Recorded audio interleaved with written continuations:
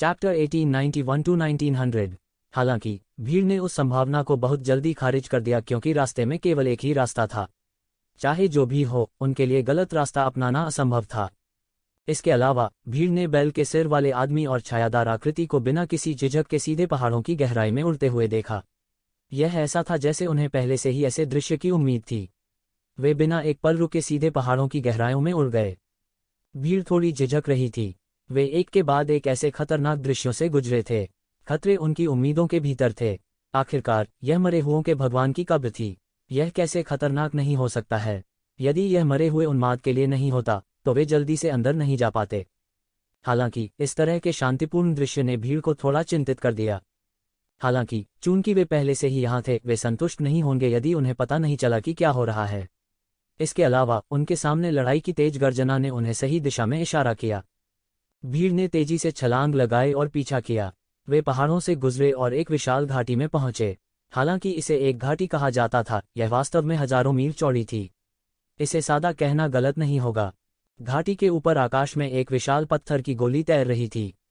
पत्थर की पटिया ऐसी भाषा में लिखी गई थी जिसे भीड़ ने पहले कभी नहीं देखा था। उस पर 4 बड़े अक्षर लिखे हुए थे, विरासत की भूमि। हालांकि शब्दों को ऐसी भाषा में लिखा गया था जिसे भीड़ ने पहले कभी नहीं देखा था। शब्दों को लिखने वाले व्यक्ति ने शब्दों में अर्थ डालने के लिए दाव भाषा का उपयोग किया था। जो अनपढ़ थे वे भी शब्दों को देखकर उनका अर्थ जान जाते थे। भीड़ उत्साहित थी। वे अंततः विरासत की भूमि पर आ गए थे। मरे हुओं के यहोवा की विरासत ठीक उनके सामने थी। यह अंत में यहाँ था। भीड़ अचानक उत्साहित थी। साथ ही वे पहरा दे रहे थे। वे येलो स्प्रिंग्स के माध्यम से एक दूसरे की मदद करते रहे थे, लेकिन अब वे असली विरोधी बन गए थे। इस समय जून डिम्टियन और ये कियान जो पहले प्रवेश कर चुके थे भी वहां थे। हालांकि वे पत्थर की पटिया के सामने एक दूसरे के सामने खड़े थे। शक्तिशाली आभा जो उन्होंने निकाली वह अत्यंत भयावह थी। इस वक्त दोनों की तरफ किसी का ध्यान नहीं जा रहा था। पत्थर की गोली ने सबका ध्यान खींचा। हालांकि कुछ समय तक खोजने के बाद उन्हें विरासत का स्थान बिल्कुल नहीं मिला। खाली जगह में केवल विरासत की भूमि लिखा हुआ था। इसके अलावा और कोई सुराग नहीं मिला। ये जीवेन भी मृत आत्मा भगवान की पौराणिक विरासत के बारे में सुराग ढूंढ रहे थे।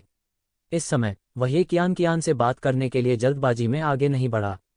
हालांकि उनकी दिव्य इंद्रियां उस दिशा में दृढ़ता से बंद थीं। वह किसी भी समय ये कियान की मदद कर सकता था। अचानक मौत क्यूई की एक अंतहीन मात्रा तेजी से शून्य में एकत्रित हो गई, जो हवा में एक विशाल आकृति में संघनित हो गई, एक ऐसी आकृति जिसने पृथ्वी को चकनाचूर कर देने वाली आभा का उत्सर्जन किया। मरे हुए आत्माओं के भगवान, ये शब्द अचानक सबके मन में कौंध गए। डेथ मास्टर के अलावा इस समय यहाँ और कौन प्रकट हो सकता है? क्या ऐसा हो सकता है कि मृत आत्माओं का प्रभु वास्तव में मरा नहीं है? यह असंभव है। यदि वह न मरता तो उसकी योग्यताओं से समूची गहन जगत पर आफत आ जाती। उद्धरण चिन्ह। नहीं, वह निश्चित रूप से मर चुका है। यह केवल उसकी आत्मा का अवशेष है जिसे वह पीछे छोड़ गया है। भले ही हर किसी ने पहले ही पता लगा लिया था कि उनके सामने जो चीज़ है वह केवल मृत आत्माओं के प्रभु का अवशेष हो सकता है, फिर भी वे इस क्षण कांपने से खुद को रोक नहीं सकते थे। भले ही इस तरह के बिजलीघर में उसकी आत्मा का अवशेष ही बचा हो, फिर भी वे उसके खिलाफ संघर्ष करने में सक्षम नहीं होंगे। इस तरह का खतरा पहले से ही उनकी उम्मीदों के दायरे में था। देवता का वर्षा इतनी आसानी से कैसे मिलेगा? मृत आत्माओं के प्रभु के चेहरे पर एक तिरस्कारपूर्ण मुस्कान दिखाई दी। उसने सभी को ऐसे देखा जैसे वे चींटियों का समूह हो और खुद को कम आंकने के लिए उनका मजाक उड़ाया। अचानक उसने अपना मुंह खोला और कर्कश और अप्रिय स्वर में बोला, यदि आप मेरी विरासत चाहते हैं तो आओ। जैसा कि उन्होंने कहा, उन्होंने अपना हाथ लहराया और 5 प्रकाश स्तंभ अचानक शून्य से गिर गए। इन 5 प्रकाश स्तंभों ने एक रहस्यमयी आभा बिखेरी और वास्तव में अनगिनत कानूनों के संघनन से बने थे। हर कोई तुरंत पागल हो गया। ये 5 प्रकाश स्तंभ निश्चित रूप से मृत आत्माओं के प्रभु की विरासत का प्रतिनिधित्व करते हैं। हालांकि वे नहीं जानते थे कि उनमें से एक या सभी 5 कौन थे। वे इस समय कम परवाह नहीं कर सकते थे। एक पल में हर कोई आफ्टरइमेज की लकीरों में बदल गया और 5 प्रकाश स्तंभों की ओर उड़ गया। नहीं, उन 5 प्रकाश स्तंभों में कुछ गड़बड़ है। अचानक येक्षिवेन ने महसूस किया कि उसके दिल की धड़कन रुक गई। खतरे का एक अंदाजा तुरंत उसके दिमाग में कौंध गया, जिससे वह हिचकिचाया। अपनी साधना के व्यक्ति के लिए ऐसा पूर्वाभास निश्चित रूप से कहीं से भी नहीं निकलेगा। इसका कोई कारण होना चाहिए। अवश्य ही कोई ऐसी चीज है जिसे वह चूक गया था, और ये घातक दोष थे जो उसे मार सकते थे। वह रुक गया। इस समय उन्होंने महसूस किया कि चाहे वह ये कियान हो, जून डिम्टियन, टॉरेन या शव आभा में ढकी हुई आकृति, उनमें से कोई भी नहीं हिला। जब भीड़ 5 प्रकाश स्तंभों की ओर बढ़ी तो वे केवल ठंडेपन से देखते रहे। आधे रास्ते में किनली को भी एहसास हुआ कि कुछ गड़बड़ है। यह देखते हुए कि जिन विरोधियों के बारे में वह सबसे अधिक चिंतित थे वे हिले नहीं थे, उन्होंने तुरंत महसूस किया कि कुछ गलत था। मार्शल संप्रदाय के लोग, रुको, जल्दी मत करो, किनली जल्दी से चिल्लाया। हालांकि बहुत देर हो चुकी थी। आधे लोग ही बमुश्किल रुके, जबकि बाकी लोग समय पर रुक भी नहीं पाए। उनमें से कुछ ने तो किनली की चीख न सुनने का नाटक भी किया। मृत आत्माओं के प्रभु की विरासत बहुत आकर्षक थी। हालांकि कुछ लोग ऐसे थे जिन्हें एहसास हुआ कि कुछ गलत था, उनमें से कुछ ही थे। उनमें से अधिकांश पहले ही लालच से लाल हो चुके थे और कम परवाह नहीं कर सकते थे। आह आह आह, चीखों की लहरें सुनाई दे रही थीं। जो लोग सबसे पहले भागे थे वे सभी 5 प्रकाश स्तंभों द्वारा मिटा दिए गए थे। यहां तक उनकी राख भी नहीं बची और वे एक क्षण में बिना किसी निशान के गायब हो गए। शेष बचे लोग तुरंत चौंक गए, जैसे कि वे स्तब्ध थे। उन्हें विश्वास नहीं हो रहा था कि अंतिम परिणाम ऐसा होगा। किसी ने भी यह उम्मीद नहीं की थी कि मृत आत्माओं के प्रभु की विरासत जिसकी वे खोज कर रहे थे इस तरह समाप्त होगी। यह लगभग अर्थहीन मौत थी। उन्होंने आकाश में मृत आत्माओं के प्रभु की बची हुई आत्मा को देखा और देखा कि उनके चेहरे पर अभी भी उपहास का भाव था। इस समय हर कोई समझ गया था कि मृत आत्माओं के प्रभु द्वारा उनका पूरी तरह से मजाक उड़ाया गया था। इतने महान अस्तित्व से उनका उपहास उड़ाया गया था। भले ही वे केवल उनकी आत्मा के अवशेष थे, वे उसकी दृष्टि में दयनीय चींटियों के झुंड से अधिक कुछ नहीं थे। वह केवल इन चींटियों के साथ मजाक कर रहा था। मजाक की कीमत यह थी कि इनमें से अधिकतर चींटियों को तुरंत नष्ट कर दिया गया था। यह एक देवता था। शायद उन्हें ऐसे लोगों का समूह माना जा सकता है जो किसी देवता के सबसे करीब थे। हालांकि अगर उन्होंने उस दहलीज को पार नहीं किया तो वे हमेशा के लिए चींटियां बन जाएंगी। वे एक देवता से बिल्कुल अलग स्तर के प्राणी थे। यह इंसानों और चींटियों की तरह ही था। यहाँ तक एक साधारण व्यक्ति भी जिसके पास मुर्गे को रौंदने की ताकत नहीं थी, अनगिनत चींटियों को एक कदम से रौंद कर मार सकता था। कोई सस्पेंस नहीं था। इस समय येक्षिवेन को केवल अपनी पीठ ठंडे पसीने से भीगी हुई महसूस हो रही थी। इस समय वह आखिरकार समझ गया कि उसने पहले इतनी बेचैनी क्यों महसूस की थी। अचानक आकाश में मृत आत्माओं के भगवान ने इन मूर्ख चींटियों का मजाक उड़ाते हुए फिर से अपना हाथ हिलाया। एक और भी बड़ा प्रकाश पुंज आकाश से होकर गुजरा और लाल रंग में उतरा। जब उसने इन लालची चींटियों को देखा जो उसकी विरासत को प्राप्त करना चाहती थीं, तो उसके चेहरे पर एक उपहास का भाव था। यह ऐसा था मानो वह कह रहा हो, क्या तुम अब भी आगे आने की हिम्मत करते हो? दरअसल पहले जो हुआ उसके बाद हर कोई डरा हुआ लग रहा था। वे अब पहले की तरह आंख बंद करके और पागलपन से आगे नहीं बढ़े। आखिरकार हालांकि मृत आत्माओं के प्रभु की विरासत महान थी, उन्हें इसका आनंद लेने के लिए जीवित रहना था। यदि पहले जो नहीं हुआ होता तो वे यह महसूस नहीं कर पाते कि ईश्वर कितना भयानक है। वह मनमौजी था। ऐसा लग रहा था कि उसे ऐसे काम करने के लिए किसी वजह की जरूरत नहीं है। वह जो करना चाहता था उसने किया और जब भी उसका मन हुआ उसने किया। यह सच्चा कानूनविहीन पियरलेस पावरहाउस था। किसी भी तथाकथित अधर्मी व्यक्ति की तुलना मृत आत्माओं के प्रभु से नहीं की जा सकती जिसे उन्होंने अतीत में देखा था। दूसरों को मारने के लिए एक कारण की जरूरत थी, लेकिन उसे मारने के लिए किसी की जरूरत नहीं थी। हालांकि जब हर कोई हिचकिचा रहा था, जून दिंगटियन, जो पहाड़ की तरह स्थिर था, अचानक हिल गया। उसके पैरों के नीचे अनंत तलवार का प्रकाश दिखाई दिया और वह तुरंत विशाल प्रकाश किरण की ओर उड़ गया। उसी समय एक नीला नीला तलवार का प्रकाश आकाश में आया और जून दिंगटियन के सामने अवरुद्ध हो गया। ये कियान ही थी जिसने एक चाल चली थी। वह बर्फ की देवी की तरह बर्फ और बर्फ से ढकी हुई थी। एक आकस्मिक चाल के साथ आकाश ढह गया और पृथ्वी ढह गई। ये ज़िवेन टोरेन और लाश जैसी आकृति पर पूरा ध्यान दे रही थी और दोनों ने भी चलना शुरू कर दिया था। हालांकि वह नहीं जानता था कि उन्होंने क्या खोजा था, ये ज़िवेन जानता था कि इस बार उसे गलत नहीं होना चाहिए। उन्होंने यह भी पता लगाया कि आकाश में मृत आत्माओं के भगवान की शेष आत्मा ने अपनी अंतिम ऊर्जा को समाप्त कर दिया था और थोड़ा थोड़ा करके आकाश में फैल गई थी। बूम बूम बूम, पृथ्वी को चकनाचूर करने वाले विस्फोटों की एक श्रृंखला के कारण पूरा आकाश अराजकता में डूब गया, मानो वह पूरी तरह से ढह गया हो। इन चारों ने शून्य में जमकर संघर्ष किया। वे सभी अंदर जाना चाहते थे, लेकिन उनमें से किसी ने भी दूसरे को अंदर नहीं जाने दिया। इस समय शेष लोग कैसे नहीं समझ सकते थे कि इस बार असली विरासत प्रकट हुई थी। यह पहले की तरह नहीं था, जहां मृत आत्माओं का प्रभु विशुद्ध रूप से उनके साथ खिलवाड़ कर रहा था। सब बारी बारी से दौड़ पड़े। हालांकि लोगों की एक लहर पहले ही बह चुकी थी, फिर भी दर्जनों लोग बाकी थे। चोटी के गहन जीवन स्तर के दर्जनों विशेषज्ञ वहां पहुंचे, जिससे दृश्य अतुलनीय रूप से भव्य हो गया। भाड़ में जाओ, टोरेन ने उग्र रूप से गर्जना की और सीधे एक अज्ञात प्रोफाउंड लाइफ रियलम विशेषज्ञ को चीर डाला। यह अतुलनीय रूप से क्रूर था। इन कुछ लोगों की ताकत जाहिर तौर पर बाकी सभी से ऊपर थी। वे सभी चरम गहन जीवन क्षेत्र में थे। वे राजाओं की तरह थे। अगर दूसरे लोग लापरवाह होते तो वे एक भयानक मौत मरते। गहन जीवन अवस्था के शिखर पर राजा की शक्ति सामान्य लोगों की कल्पना से कहीं अधिक थी। वास्तव में बहुत से लोग सोच रहे थे कि क्या वे एक गहन मृत्यु अवस्था विशेषज्ञ के विरुद्ध संघर्ष कर सकते हैं। कोई नहीं जानता था कि क्या वे एक गहन मृत्यु अवस्था विशेषज्ञ के विरुद्ध संघर्ष कर सकते हैं। हालांकि उनके दृष्टिकोण से कम उनका नरसंहार करना कोई समस्या नहीं होगी। इस अराजक लड़ाई में कोई भी इन 4 लोगों के घेरे को तोड़ नहीं पाया। एक बार जब वे प्रकाश की किरण के करीब पहुंच गए तो उन्हें 4 लोगों में से किसी एक ने मार डाला। उन्हें बिल्कुल भी करीब आने का मौका नहीं दिया गया। उन्होंने मृत आत्मा प्रभु की विरासत के लिए यहां आने का जोखिम उठाया था। वे दूसरों को इसे कैसे प्राप्त करने दे सकते हैं, विशेष रूप से इस स्थिति में जहां वे केवल एक कदम की दूरी पर थे। दूसरों के लिए इसे प्राप्त करना और भी असंभव था। विशेष रूप से ये कियान और जून दिंगटियन के बीच लड़ाई एक सफेद गर्म मंच पर पहुंच गई थी। उन्होंने एक दूसरे को रास्ता नहीं दिया और दूसरे को प्रकाश स्तंभ के करीब आने का मौका नहीं दिया। ये जिवेन ने महसूस किया कि 100 साल से अधिक समय तक उसे न देखने के बाद ये कियान की ताकत में भयानक स्तर तक सुधार हुआ था। जून दिंगटियन एक देवता का पुनर्जन्म था। उसकी खेती चरम पर थी और वह तेजी से आगे बढ़ा। बोलने के लिए लगभग कोई वास्तविक बाधा नहीं थी। हालांकि वह ये कियान को दबा नहीं सका। ये शिवन के मार्शल आर्ट अवतार की निंदा करने से पहले वो उससे भी ज्यादा मजबूत थी। इस समय अराजक लड़ाई से सभी धीरे धीरे पीछे हट गए। इतनी गहन लड़ाई बहुत अराजक थी। बहुत ही कम समय में 1 दर्जन से अधिक पीक प्रोफाउंड लाइफ रियलम विशेषज्ञ गिर गए थे। गहरी दुनिया में उनमें से बहुत से लोगों को देखना असंभव था। उनमें से किसी एक का गिरना एक पल में एक विशाल को हिला सकता है। एक ही बार में उनमें से 1 दर्जन से अधिक को खोने का उल्लेख नहीं है। वे पहले से ही तैयार थे कि यहां आने का चुनाव करने के बाद वापस न लौट सकें।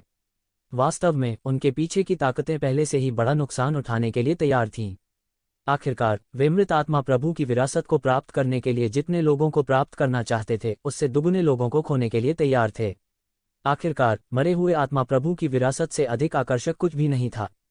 फिर भी वे यूं ही अपनी जान नहीं दे सकते थे। वे देख सकते थे कि जब तक चारों लोग लड़ रहे थे उनके पास कोई मौका नहीं था। हालांकि उन चारों के बीच लड़ाई बहुत तीव्र थी। ऐसा लगता था कि उनके पास एक मौन समझ है और वे दूसरों को करीब आने का मौका नहीं देंगे। वे केवल पीछे हट सकते थे और धीरे धीरे एक अवसर की प्रतीक्षा कर रहे थे कि भविष्य में कोई दूसरा अवसर होगा या नहीं। धत्तेरी की किनली ने 4 लोगों को लड़ते हुए देखा और अनजाने में अपनी मुट्ठी बांध ली। यद्यपि वे सभी गहन जीवन अवस्था के शिखर पर थे, वह स्पष्ट रूप से उन चारों के समान स्तर पर नहीं था। कम से कम उनके लिए उन चारों से मुकाबला करना असंभव था। इसलिए वह केवल बेबसी से देख सकता था। स्वाभाविक रूप से वह बेहद अनिच्छुक था। Boom boom boom. शून्य में उन चारों के बीच की लड़ाई ने पूरी दुनिया को तहस-नहस कर दिया। उस स्थान के अलावा जहां प्रकाश की किरण थी, अन्य स्थानों की जगह सभी ढह गई थी, जिससे एक विशाल अंतरिक्ष शांति बन गई थी जो सभी दिशाओं में फैल गई थी। मूल रूप से ये कियान और जून दिंगटियन जैसे को तैसा लड़ रहे थे और अन्य 2 इसमें शामिल हो गए थे। यह उन चारों के बीच एक अराजक लड़ाई बन गई थी और कोई भी दूसरे को प्रकाश की किरण को छूने का मौका नहीं देना चाहता था। इस समय जून दिंगटियन ने ये कियान को देखते हुए अचानक अपने दांत पीसते हुए कहा, साथी भाइयों, चलो सेना में शामिल हों और पहले इस कुतिया को मारें। उसके बाद हम विजेता का फैसला करेंगे। आप क्या सोचते हैं? यदि ये कियान नहीं होता तो वह पहले ही मृत आत्माओं के प्रभु की विरासत प्राप्त कर चुका होता। उसे इतनी परेशानी से नहीं गुजरना पड़ता। हाँ, मैं बिल्कुल यही चाहता हूँ। इस तरह की सुंदरता से लड़ना और मारना बहुत अफसोस की बात है। तुम भी मेरी उपपत्नी बन सकती हो। मिनोटॉर जोर से सहमत हो गया और उसकी आंखों में वासना का संकेत था। यह एक दानव कबीले का विशाल, एक वास्तविक दानव राजा था। कोई नहीं जानता था कि वह किस जाति का था, लेकिन वह अत्यंत बलवान था। वह अपने वॉर स्टॉम्प के साथ लोगों को मौत के घाट उतार सकता था और उसके हमले निर्भीक और शक्तिशाली थे जो शून्य को पार कर रहे थे। ठीक है, दूसरी आकृति जो कॉपस एनर्जी से घिरी हुई थी को कोई आपत्ति नहीं थी और केवल ठंडी प्रतिक्रिया दी। किसी भी स्थिति में यदि उनमें से 4 होते तो उनके जीतने की संभावना कम होती। चूंकि वे उनमें से किसी एक को पहले समाप्त कर सकते थे, यह सबसे अच्छा होगा जब तक कि यह वे नहीं थे। उनमें से एक को पहले हटाना उन सभी के हित में था। ये कियान का सुंदर चेहरा ठंडा पड़ गया और उसे तुरंत एहसास हुआ कि स्थिति अच्छी नहीं थी। वह उनमें से किसी एक का सामना करने से नहीं डरती थी, लेकिन अगर उसे उनमें से 3 का सामना करना पड़ा तो परिणाम पूरी तरह से अनुमानित था। अतुलनीय तलवारबाजी। जून डिंगटियन ने एक लंबी गर्जना की और ये कियान पर हमला करने का बीड़ा उठाया। उसके हाथ में लंबी तलवार एक विशाल तलवार के फूल में खिल गई और एक पल में वह पहले से ही ये कियान के सामने था। वह विश्वास से भरा था कि उसने इन दो लोगों के साथ गठबंधन किया था और वह उस दुश्मन से छुटकारा पाना चाहता था जो पहले उसके खिलाफ जा रहा था। यहाँ तक अगर उसे इस बार मरे हुए के भगवान की विरासत नहीं मिली तो यह इसके लायक होगा जब तक कि वह इस दुश्मन से छुटकारा पा सके। इसके अलावा वह एक देवता का अवतार था और जैसे जैसे उसकी स्मृति जागृत होती रही उसके पास भविष्य में अपने ताव को साबित करने का एक उच्च अवसर होगा। मरे के भगवान की विरासत प्राप्त करने से केवल प्रक्रिया में तेजी आएगी। उसके लिए ये कियान से छुटकारा पाना ज्यादा महत्वपूर्ण था। ये कियान के हाथ में स्नो जेड तलवार भी गुनगुनाने लगी और एक पल में यह एक अतुलनीय रूप से विशाल आइस ड्रैगन का निर्माण करते हुए नृत्य करना शुरू कर दिया। यह आकाश की ओर गरजता है और सीधे खिलते हुए तलवार के फूलों की ओर दौड़ता है। जहां भी आइस ड्रैगन गुजरा दुनिया बर्फ और बर्फ की दुनिया में बदल गई। हवा जमने लगी और यहां तक कि अंतरिक्ष भी ठंडी हवा से जम गया। बूम! एक बहुत बड़ा विस्फोट हुआ और दो अतुलनीय तलवार की चमक शून्य में टकरा गई, एक विशाल गेंद बन गई और सभी दिशाओं में फैल गई। दोनों पक्ष लगभग बराबर थे और थोड़े समय में विजेता का निर्धारण करना असंभव था। हालांकि इस समय एक बैल के रांभने की आवाज सुनाई दी और फिर आकाश से एक विशाल खुर उतरा, मानो धर्म लक्षण के असली शरीर को प्रकट कर रहा हो। इसने अंतरिक्ष को कुचल दिया और सीधे ये कियान की दिशा में रौंदा। सौंदर्य, इस राजा से एक युद्ध रौंद प्राप्त करें। हा हा हा! आकाश बैल की अहंकार भरी हंसी से भर गया। ये कियान की अभिव्यक्ति और भी ठंडी हो गई, लेकिन वह घबराई नहीं। उसने सीधे स्नो जेड तलवार को वापस खींच लिया और सीधे उसे लहराया। आकाश में अनगिनत ठंडी हवाएं संघनित होने लगीं, जिससे युद्ध के रौंद को रोकने के लिए आकाश में बर्फ के क्रिस्टल की परतें बन गईं। टकराना, टकराना, टकराना! शून्य में एक हिंसक उतार चढ़ाव था और फिर बर्फ के क्रिस्टल की परतें सीधे मौके पर उखड़ गईं और विशाल खुर सीधे नीचे गिर गया। बूम! विशाल आकाश को चकनाचूर करते हुए बैल के खुर को शून्य में रौंदा गया। महत्वपूर्ण क्षण में ये कियान ने इस घातक कदम से बचने के लिए बर्फ के क्रिस्टल द्वारा खरीदे गए समय का उपयोग किया। इस समय, इससे पहले कि वह अपनी सांस भी पकड़ पाती, उसने शून्य से एक अतुलनीय विशाल श्रृंखला को छलांग लगाते देखा। यह ऐसा था जैसे यह शून्य में बंद था। एक जहरीले अजगर की तरह ये कियान की छाती की ओर उछला, उसे छेदना चाहता था।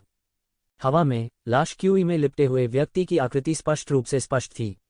अंतहीन लाश क्यूई के पीछे बेहद ठंडी आंखों की एक जोड़ी थी, ठंडी और भावहीन, मानो उसने सभी जीवित प्राणियों को चींटियों के रूप में देखा हो। ये कियान के पास प्रतिक्रिया करने का समय नहीं था और वह केवल उसके सामने स्नो जेड तलवार के साथ ब्लॉक कर सकती थी। बजना, धरती को हिला देने वाली तेज आवाज थी और पहाड़ जैसी भारी भयानक शक्ति प्रत्यक्ष रूप से हिल गई। ये कियान को सीधे चोट लगी थी और उसका पूरा शरीर टूटी डोर वाली पतंग की तरह था। वह उल्का की तरह पीछे की ओर उड़ी और उसका सुंदर चेहरा रक्त लाल था। वह दूर से झटके से घायल हो गई थी। उसकी आंखों में भी खौफ का साया था। उसके साधना के स्तर पर उसे सर्वशक्तिमान कहा जा सकता था और उसका भौतिक शरीर स्वाभाविक रूप से बहुत मजबूत था। केवल विशाल शक्ति ही उसे चोट पहुंचा सकती थी। हालांकि यह केवल एक मामूली चोट थी, यह दिखाने के लिए पर्याप्त थी कि लाश क्यूई में लिपटा यह आदमी कितना भयानक था। उसकी ताकत शायद बैल से भी ज्यादा मजबूत थी। ये कियान, यह अंत है। इस बार मैं तुम्हें पुनर्जन्म का जरा सा भी मौका नहीं दूंगी। मरो! जून डिंगटियन ने अपने चेहरे पर एक क्रूर नजर के साथ कहा। उसने एक गगनभेदी दहाड़ निकाली जो अपने साथ एक पृथ्वी को चकनाचूर करने वाला तलवार सिद्धांत और भारी मात्रा में तलवार सिद्धांत कानून लेकर आया। यह एक राक्षसी लहर की तरह दुर्घटनाग्रस्त हो गया। ओह तेरी! ये कियान को तुरंत पता चल गया था कि चीजें ठीक नहीं चल रही हैं। जून डिंगटियन की तियानजी सोसाइटी ने सही समय को समझा था और उसने वास्तव में इसी क्षण हमला किया। उसके पास चकमा देने का कोई रास्ता नहीं था और उसके पास ब्लॉक करने का समय भी नहीं था। उसने अपने दांत पीस लिए और इस समय वह केवल विरोध करना चुन सकती थी। हालांकि वह गंभीर रूप से घायल हो सकती थी, लेकिन कोई दूसरा रास्ता नहीं था। जैसे ही उसने अपनी आंखें बंद की, अचानक उसने देखा कि एक सुनहरी तलवार आकाश से गिर रही है। एक धरती को चकनाचूर कर देने वाली तलवार का सार एक सुनहरी तलवार में बदल गया, जो आसमान को काटती हुई सीधे जून डिंगटियन की ओर बढ़ गई। अगर जून डिंगटियन ने ये कियान को मारने पर जोर दिया तो वह भी गंभीर रूप से घायल हो जाएगा। लगभग एक पल में उसने पहले ही एक निर्णय ले लिया था। वह मुड़ा और सुनहरी तलवार के हमले से बाल बाल बचा। जब वह अपने होश में वापस आया तो उसने ये कियान के सामने उसकी रक्षा करते हुए एक हरे रंग की आकृति देखी। जब उसने उस आकृति को देखा तो वह अपने दांत किटकिटाए बिना न रह सका। ये जिवेन, ये दो लोग उसकी दास्ता की तरह थे। अंत में अंधेरे के भगवान का डेविल समनिंग बैनर उसके हाथों में नहीं आया। यह ये ज़िवेन द्वारा प्राप्त किया गया होगा। वह किसी और के बारे में नहीं सोच सकता था जो ये ज़िवेन के हाथों से इसे छीन सके। यह कहा जा सकता है कि जब दुश्मन मिलते थे तो उनकी आंखें नफरत से जल उठती थीं। ये कियान भी चौंक गया। वह हरी आकृति बहुत परिचित थी। एक पल में, उसे पता नहीं क्यों, लेकिन उसकी नाक खट्टी हो गई और उसकी आंखों से आंसू बहने लगे। 100 वर्ष से अधिक हो गए थे। वह दिन रात जिस आकृति के बारे में सोच रही थी, वह अचानक उसके सामने प्रकट हो गई। सब कुछ भ्रामक लग रहा था, एक बुलबुले की तरह जो कभी भी गायब हो सकता है। उसकी नाक अचानक खट्टी हो गई।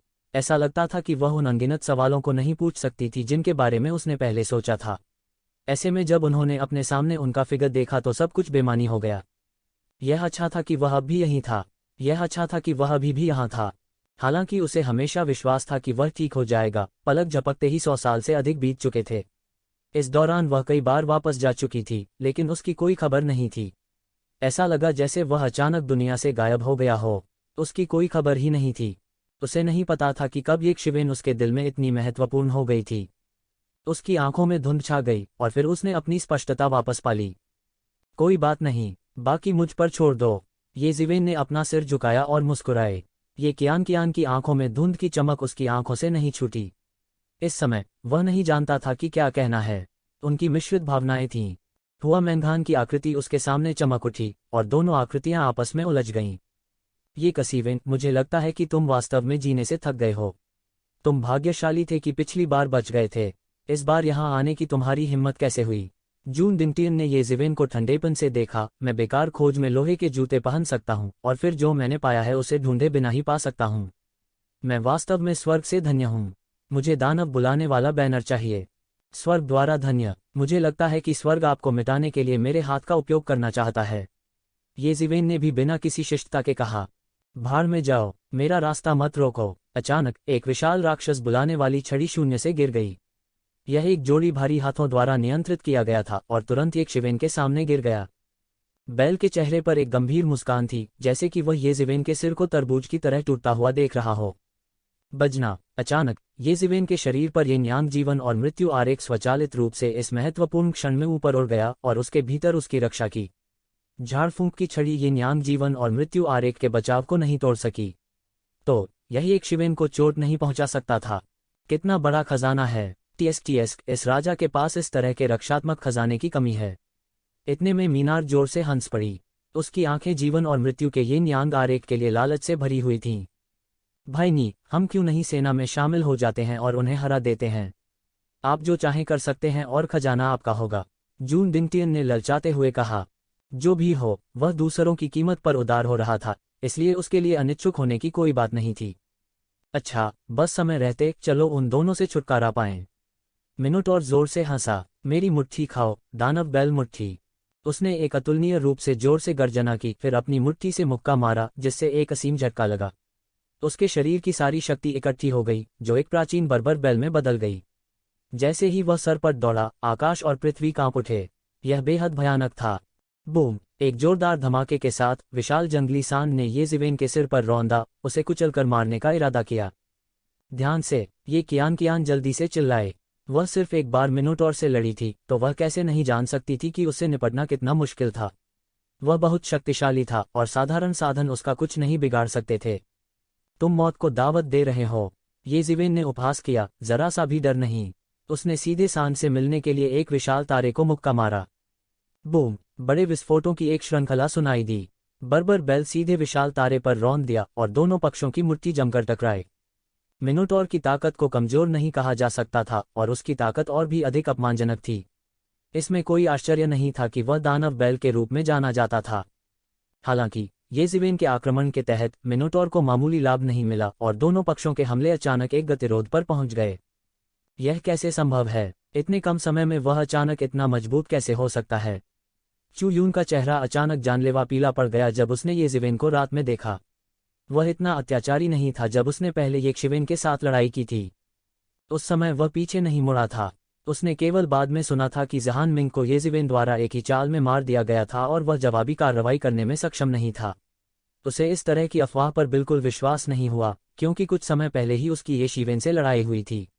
हालांकि उन दोनों ने सेना में शामिल हो गए थे, वे येकशिवेन के लिए एक मैच नहीं थे। हालांकि येकशिवेन के लिए एक ही चाल में उनमें से किसी एक को मारना असंभव था। येजिवेन द्वारा दिव्य संघ से सभी को पराजित करने और एक युद्ध किले को गिरा देने के बाद भी चू यून को अभी भी यह एहसास नहीं हुआ था कि चीजें इस हद तक विकसित हो गई थीं। हालांकि जब येकशिवेन की ताकत सही मायने में खुल गई थी तो उसने पाया था कि उसके और येकशिवेन के बीच की खाई कुछ कदम बढ़ गई थी। उसके मन में किनलाई जैसी ही भावना थी, अतुलनीय रूप से उदास। हालांकि उदास किनली की तुलना में वह अधिक डरा हुआ था। हाँ, वह अचानक डर गया। अभी कुछ देर पहले ही सबका ध्यान कब्र की तरफ गया था। अन्यथा येजिवेन का तामसिक चरित्र निश्चित रूप से उसे इतनी आसानी से जाने नहीं देता। अगर ऐसा होता तो शायद उसकी कुचलकर मौत हो जाती। भले ही उसका भौतिक शरीर अतुलनीय रूप से अत्याचारी होता, फिर भी वह बेकार होता। दोनों पक्षों के कौशल के बीच पहले से ही एक बड़ा अंतर था। इसके अलावा येजिवेन का भौतिक शरीर उससे अधिक मजबूत था। जैसा कि उसने इस बारे में सोचा, उसने अपने जीवन में पहली बार डर महसूस किया। उसने पहले कभी ऐसा महसूस नहीं किया था। शत्रु कितना भी बलशाली क्यों न हो, यदि वे उसे हरा भी दें तो भी वे उसे मार न सकेंगे। हालांकि येकशिवेन के पास उसे मारने की ताकत थी। दुर्भाग्य से उसने पहले ही येकशिवेन को नाराज कर दिया था। पहले ईश्वरीय संघ के लोगों को उसके द्वारा उकसाया गया था कि येजिवेन के लिए मुसीबत खड़ी करे। अगर वो अब फिर से येकशिवेन के सामने आया तो उसे डर था कि वो एक पल में मारा जाएगा। जैसा कि उसने इस बारे में सोचा, उसे वास्तव में पीछे हटने का मन हुआ। तुम थोड़े दिलचस्प हो, मानवीय बस इतना ही होता है कि मेरे युद्ध दास बनने के लिए मेरे पास अभी भी मानव शक्ति की कमी है। आप योग्य हैं, सांड के सिर वाले आदमी ने उपहास किया। हालांकि वह थोड़ा हैरान था, उसने येजिवेन को गंभीरता से नहीं लिया। बैटल स्लेव हम्फ, येजिवेन ने ठंडी सांस ली। मैंने लंबे समय से बीफ नहीं खाया है। TSK, मैंने गहन जीवन क्षेत्र के शिखर पर गोमांस नहीं खाया है। तुम्हारी हिम्मत कैसे हुई? बैल के सिर वाला राक्षस गुस्से में था। यह पहले से ही काफी अच्छा था कि उसने अपने सामने मानव को रक्त भोजन के रूप में नहीं माना। हालांकि इस आदमी ने वास्तव में उसके साथ मांस जैसा व्यवहार करने की हिम्मत की थी और उसे खाने के तरीकों के बारे में भी सोच रहा था। यह केवल अपमानजनक था। उसके जैसे अहंकारी और दबंग लोग उन लोगों से नफरत करते थे जो उससे भी ज्यादा घमंडी और दबंग थे। भैया बोल, इससे फालतू की बातें करना बंद करो। इस व्यक्ति से निपटना आसान नहीं है। यदि आप मार्शल पाथ अवतार तकनीक के साथ विलय नहीं करते हैं तो आप वास्तव में उसे नीचे नहीं ले पाएंगे। जून डिंगटियन ने बेहोश होकर कहा। जैसे ही उसने बात की, उसके पीछे से तलवारबाजी की एक तीव्र आभा निकल गई। 3000 तलवार रोशनी तुरंत बह गया। 3000 तलवारबाजी। हालांकि यह पिछले 3000 तलवारबाजी से अलग था जो असामान्य रूप से शक्तिशाली थे। ऐसा लग रहा था कि तलवारबाजी की कला समाप्त होने के बाद पूरी तरह से भर नहीं पाई थी। 3000 तलवारबाजी में से केवल कुछ दर्जन तलवारबाजी में ही तेज आभा थी। बाकी आभा बहुत कमजोर थी। फिर भी जून डिंगटियन की आभा तुरंत दोगुनी हो गई। यह ऐसा था जैसे वह पहले ही गहन जीवन क्षेत्र को पार कर चुका था और गहन मृत्यु क्षेत्र में कदम रख चुका था। यह ऐसा था मानो वह अगले सेकंड में गहन मृत्यु क्षेत्र के स्वर्गीय प्रतिशोध को ट्रिगर कर सकता है। उसने पहले येकशिवेन के साथ लड़ाई की थी। हालांकि उसने येजिवेन को अपनी आंखों में नहीं डाला था, लेकिन वह बहुत स्पष्ट था कि येजिवेन एक धक्का देने वाला नहीं था। यदि येजिवेन एक मार्शल आर्ट अवतार की निंदा करते हैं तो येजिवेन एक शक्तिशाली शक्ति होगी जो उससे कमतर नहीं थी। हम्फ, गोमास, मैं आज तुम्हें जिंदा निगल जा रहा हूं, तुम दुस्साहसी इंसान। मिनोटॉर वास्तव में क्रोधित था। उसके पीछे एक अतुलनीय रूप से विशाल आदिम शैतानी सांड दिखाई दिया। यह एक मार्शल आर्ट अवतार था जिसे उसने संघनित किया था। जब यह विशाल आदिकालीन शैतानी सांड उसके शरीर में समा गया, सभी ने देखा कि उसकी आभा बढ़ने लगी, आकार में दोगुनी हो गई।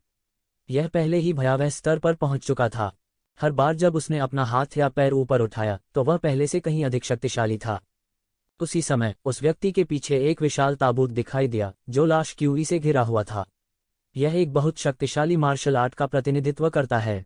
उसका पूरा शरीर ताबूत में विलीन हो गया और उसकी आभा तुरंत आसमान छू गई। हालांकि उसने कोई चाल नहीं चली। येकशिवेन के हमले ने अभी उसे समझा दिया कि यदि उसने अपने मार्शल आर्ट अवतार का उपयोग नहीं किया तो वह येकशिवेन का विरोधी नहीं हो सकता था। तो क्यान घबरा गई जब उसने देखा कि उन्होंने पहले ही अपने मार्शल आर्ट अवतार का उपयोग कर लिया है।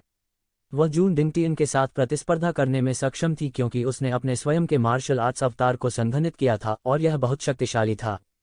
जैसे ही वह उनके खिलाफ लड़ने के लिए अपने मार्शल आर्ट्स अवतार को संघनित करने वाली थी, उसने अपने दिमाग में येकशिवेन का टेलीपैथिक संदेश सुना। 1 मिनट रुको, मैं उन तीनों को वापस पकड़ लूंगा। तुम जल्दी से प्रकाश स्तंभ में प्रवेश करो और मृत आत्माओं के भगवान की विरासत को स्वीकार करो। तू जिवेन का लहजा दृढ़ और निर्विवाद था। मुझे उन्हें वापस पकड़ने दो, तुम अंदर जाओ, ये कियान कियान ने तुरंत कहा। क्या आप उन तीनों को वापस पकड़ सकते हैं? ये जिवेन ने पूछा। इस समय केवल मैं उन तीनों को वापस पकड़ सकता हूँ। यदि आप अंदर नहीं जाते हैं तो क्या आप दूसरों के हाथों में पड़ेंगे? लेकिन वे तीनों, ये कियान कियान ने चिंतित होकर कहा, उन तीनों में से कोई भी साधारण व्यक्ति नहीं था। बता दे कि तीनों साथ काम कर रहे थे। उसने सैकड़ों सालों से ये जिवेन को नहीं देखा था। वो नहीं जानती थी कि एक शिवेन अब कितनी मजबूत थी, इसलिए यह स्वाभाविक था कि वो चिंतित थी। चिंता मत करो, मैं ठीक हो जाऊंगा। मैं अपना कदम बाद में उठाऊंगा और तुम दौड़कर आने के मौके का इंतजार करो। मैं तुम्हारे लिए पीछा करने वालों को रोक दूंगी, ये जिवेन ने दृढ़ता से कहा। ये जिवेन ने पहले ही इसके बारे में सोच लिया था। अंत में उसने दूसरों को रोकने के लिए पीछे रहने का फैसला किया और ये कियान कियान को विरासत स्वीकार करने दिया। यह सिर्फ इसलिए नहीं था क्योंकि ये कियान कियान दूसरों को रोक नहीं सकती थी। सबसे महत्वपूर्ण बात यह है कि उसने मरे हुए आत्मा प्रभु की विरासत प्राप्त करने के लिए वह सब कुछ किया जो वह कर सकता था। क्यों? क्या यह इसलिए नहीं था क्योंकि वह मरे हुए आत्मा प्रभु की विरासत को प्राप्त करना चाहता था और जल्दी से ताओ पुष्टिकरण क्षेत्र की श्रेणी में कदम रखना चाहता था? तभी वह अगाध दानव भगवान के खिलाफ लड़ने में सक्षम होगा। अन्यथा प्राचीन उजाड़ महाद्वीप का विनाश केवल कुछ समय की बात होगी। यही एक रास्ता था। यदि ये कियान कियान मृत आत्माओं के प्रभु की विरासत प्राप्त कर सकता है तो प्रभाव उसके विरासत प्राप्त करने से अलग नहीं होगा। इसके अलावा ये जिवेन के अपने स्वार्थ थे, यह बताने लायक नहीं था। बूम! ये जिवेन का शरीर भी एक अतुलनीय भयानक आभा उत्सर्जित कर रहा था। उसके पीछे एक विशाल और असीम ब्रह्मांडीय शून्य का निर्माण हुआ। उसमें असंख्य तारे निरंतर चक्कर लगा रहे थे। उसका पहला इरादा इस ब्रह्मांड की इच्छा बन गया और बह गया। यह बाकी तीन लोगों से हीन नहीं था। दानव बैल स्वर्ग को हिलाता है। इस समय मिनोटॉर ने हमला शुरू करने की पहल की। एक पल में पूरी दुनिया गायब हो गई थी, जैसे कि एक विशाल दानव वश में करने वाला स्टाफ टूट गया। एक मुट्ठी तकनीक की पेचीदगियों को प्रदर्शित करने के लिए दानव वशीकरण कर्मचारियों का उपयोग करके मार्शल आर्ट के संदर्भ में इस मिनोटॉर की खेती की स्थिति की अच्छी तरह से कल्पना की जा सकती है। वास्तव में भूत भगाने की छड़ी टॉरेन के हाथों में कोई जादू का उपकरण नहीं थी। इसके बजाय यह उसके अंगों का विस्तार था। यह बेहद तेज था। अचानक येशिवेन ने महसूस किया कि पूरी दुनिया हिंसक रूप से कांप रही थी। ऐसा लग रहा था मानो दुनिया को किसी ताकतवर ताकत ने पल भर में कुचल दिया हो। यह एक बहुत ही प्रभावशाली मुट्ठी की तकनीक भी थी। अच्छा, मेरे पास आओ। ये जिवेन बिल्कुल भी पीछे नहीं हटी। उन्होंने मुट्ठी की तकनीक का मुकाबला करने के लिए अपनी मुट्ठी की तकनीक का भी इस्तेमाल किया। उसके शरीर के भीतर अनगिनत ची पागलपन से उबलने लगी। फिर उसने एक मुक्का मारा जो एक विशाल तारे में बदल गया। उल्का विस्फोट! ये जिवेन का सितारा भूत भगाने की छड़ी पर फूट पड़ा। Boom boom boom! गगनभेदी विस्फोटों की एक श्रृंखला सुनी जा सकती थी। ये जिवेन की मुक्केबाजी की तकनीक के हर विस्फोट से आसमान टूट जाएगा और धरती फट जाएगी। वास्तव में भूत भगाने की छड़ी लगातार कांपने लगेगी। पहली बार टॉरेन को एहसास हुआ कि इस इंसान की ताकत कितनी भयानक है। वास्तव में येशिवेन उससे भी ज्यादा भयानक था। वह थोड़ा भ्रमित हुआ। उनके कबीले को हरक्यूलियन बुल दानव कबीले कहा जाता था और उन्हें अपनी ताकत पर अतुलनीय गर्व था। दिलचस्प, आप किस तरह के आदिमानव हैं? मिनोटॉर ने उपहास किया और कहा, साधारण मानव मांस बिल्कुल भी स्वादिष्ट नहीं होता है, लेकिन यह अलग है अगर यह आदिम मानव है। बकवास काटो! ये जिवेन ने अचानक अपनी हथेली को मोड़ा, अपनी मुट्ठी को हथेली में बदल लिया और लापरवाही से उसे गोली मार दी। आसपास की दुनिया ने तुरंत एक मजबूत प्रतिध्वनि जगाए। अनगिनत सिद्धांत गूंज रहे थे, मानो ये जिवेन की हथेली का जवाब दे रहे हों, और फूट पड़े। अच्छा, मिनोटॉर हंसी से दहाड़ा। उसके शरीर से निकली एक राक्षसी आभा के रूप में उसकी आंखों में पागलपन का संकेत था। Barbarik bull but horn! उसने एक और मुक्का मारा और वह तुरंत एक विशाल जंगली बैल में बदल गया। उसका एक सींग निकला और वो सीधे येशिवेन के बड़े हाथ की ओर जा लगा। इस समय वह एक अतुलनीय रूप से शक्तिशाली आदिकालीन बैल था जिसने संपूर्ण आदिकालीन संसार पर शासन किया था। उसे कोई नहीं रोक सकता था। टकराना टकराना टकराना! दोनों के बीच की लड़ाई एक सुई के खिलाफ एक सुई की तरह थी, न तो दूसरे को रास्ता दे रही थी। वे दोनों मजबूत और भारी प्रकार के थे। हालांकि उन्होंने बहुत अधिक तकनीकों का उपयोग नहीं किया था, फिर भी उन्होंने अपनी सरल चालों में पहले से ही अनगिनत तकनीकों को शामिल कर लिया था। उन दोनों ने पहले ही मार्शल डाउ को एक अत्यंत गहरे स्तर तक समझ लिया था, जो कि प्रोफाउंड लाइफ स्टेज के चरम पर सामान्य विशेषज्ञों से बहुत आगे निकल गया था। और इस समय अचानक शून्य में एक विशाल पीला हाथ आकाश से उतरा। वह उड़ गया और तुरंत एक विशाल ताबूत में बदल गया जिसने येशिवेन को ढक लिया। Great thunderclap coffin hand! ये शिवेन को अचानक ऐसा लगा जैसे उसे इस विशाल ताबूत में पूरी तरह से लपेट दिया गया हो। वह बिल्कुल नहीं चल सकता था। इस ताबूत ने सब कुछ सील कर दिया था और उसे मौत की सजा सुनाई थी। उनका ग्लैबिला घातक ऊर्जा से भरा था। हथेली की कितनी शक्तिशाली तकनीक है। मुझे नहीं पता कि यह हथेली तकनीक कहाँ से आई है। नहीं, मुझे कहना चाहिए, मुझे नहीं पता कि यह व्यक्ति कहाँ से आया है। ये शिवेन के दिमाग में अनगिनत विचार कौंध गए। अचानक उसने महसूस किया कि उसके शरीर में एक और भी भयानक शक्ति उबल रही है। उसने संकोच करने की हिम्मत नहीं की। उसने अपने हाथ हिलाए और सीधे यिन यांग जीवन और मृत्यु आरेख को हिलाया, उसके भीतर उसकी रक्षा की। बजना, दोनों पक्षों के शून्य में टकराते रहने के कारण तेज गड़गड़ाहट की आवाज सुनाई दी। ये शिवेन को कुछ कदम पीछे हटने के लिए मजबूर होना पड़ा। वह आदमी, जिसका शरीर लाशों की ऊर्जा से ढका हुआ था, वह भी कुछ कदम पीछे हटने को मजबूर हो गया। उसकी आंखों में विस्मय की एक झलक भर गई, जिसके बाद जल्द ही उसकी आंखों में एक और भी अधिक लालची और लालसा भरी नजर आ गई, जैसे कि एक शिकारी ने अपने शिकार का सामना किया हो। जैसे ही ये जिवेन ने कॉप्स एनर्जी मैन के हमले को नाकाम कर दिया, उसने तुरंत जून डिंगटियन के हमले को एक छाया की तरह पीछा करते देखा। एक पल में वह हमला करने वाला पहला व्यक्ति था। 3000 तलवार सिद्धांत आकाश में बह गए, एक प्रचंड लहर की तरह सब कुछ डूब गया। इस समय उन्होंने पीछे हटने की हिम्मत नहीं की। उन्होंने सीधे अपने शरीर को स्थिर किया और एक और उल्का विस्फोट किया। बूम! हिंसक विस्फोटों की एक श्रृंखला आई। पिछली बार जब वे लड़े थे, यह उससे अलग था। उस समय जून डिंगटियन के 3000 तलवार सिद्धांतों का सामना करते हुए वह वापस लड़ने में लगभग असमर्थ था। हालांकि वह एक पल में नहीं मरा, फिर भी उसके लिए जून डिंगटियन के खिलाफ लड़ना असंभव था। लेकिन इस बार स्थिति बिल्कुल अलग थी। उन्होंने पहले मार्शल आर्ट्स अवतार की निंदा की थी, जबकि जून डिंगटियन अपने चरम पर नहीं पहुंचे थे। न केवल वे समान रूप से मेल खाते थे, बल्कि ये जिवेन का पलड़ा भारी था। उनके साथ जो कुछ भी हुआ उसका वर्णन करने में बहुत समय लगा, लेकिन वास्तव में यह केवल एक क्षण की बात थी। उन चारों के लड़ने की गति इतनी तेज थी कि हर कोई केवल उनके बाद की छवियों को देख सकता था। यहाँ तक गहन जीवन क्षेत्र के शिखर पर विशेषज्ञ भी कुछ अस्पष्ट दृश्य देख सकते थे। वे मदद नहीं कर सके, लेकिन चुपके से चौंक गए। मारपीट की स्थिति वे देख ही नहीं पाए। अगर ऐसा ही चलता रहा तो वे एक भी चाल को रोक नहीं पाएंगे। सबका हृदय तूफानी समुद्र के समान था। हालांकि यह केवल एक पल के लिए था, लेकिन ये जिवेन ने 3 विशेषज्ञों के लगातार आश्चर्यजनक हमलों को रोक दिया था। ये कियान से अलग था। ये कियान स्पष्ट रूप से इन 3 विशेषज्ञों के आश्चर्यजनक हमलों को संभालने में असमर्थ था। वास्तव में अगर उसे ये शिवेन की मदद नहीं मिलती तो वह गंभीर रूप से घायल हो सकती थी। लेकिन वही रणनीति ये शिवेन के सामने कुछ भी नहीं थी। उसने 3 लोगों को आसानी से रोक दिया और उसे बिल्कुल भी शर्मिंदगी महसूस नहीं हुई, क्योंकि वह एक ही स्तर के 3 विरोधियों का सामना कर रहा था। उनके लिए यह बिल्कुल अविश्वसनीय था। यदि वे उनमें से किसी एक का सामना करते हैं तो वे पूरी तरह से हार सकते हैं। अकेले 3 लोगों को छोड़ दें। जाना। इस समय ये जिवेन अचानक चिल्लाए। ये कियान जो लंबे समय से प्रतीक्षा कर रहा था, अंत में चला गया। वो बिना किसी झिझक के निर्णायक थी और ये शिवेन के साथ बहस करना जारी नहीं रखा। हुश! तो कियान सीधे प्रकाश की धारा में बदल गया और प्रकाश स्तंभ की ओर उड़ गया। सब दंग रह गए। उन्हें इस तरह के अचानक बदलाव की उम्मीद नहीं थी। सभी की राय में यदि ये कियान और ये जिवेन मिलकर काम करते हैं तो उन तीनों के जीतने की उम्मीद हो सकती है। लेकिन अगर यह केवल ये जिवेन होती तो वे शायद जीतने में सक्षम नहीं होते। इसलिए सभी ने अनुमान लगाया कि ये कियान और ये जिवेन 3 लोगों को हराने के बाद विरासत को स्वीकार करने के लिए प्रकाश स्तंभ में प्रवेश करने पर विचार करेंगे, या वे तभी जारी रहेंगे जब उन तीनों ने ये जिवेन और ये कियान को हरा दिया। किसने सोचा होगा कि यह परिणाम होगा? लेकिन जब किसी को इसकी उम्मीद नहीं थी तो किसी ने चाल चली।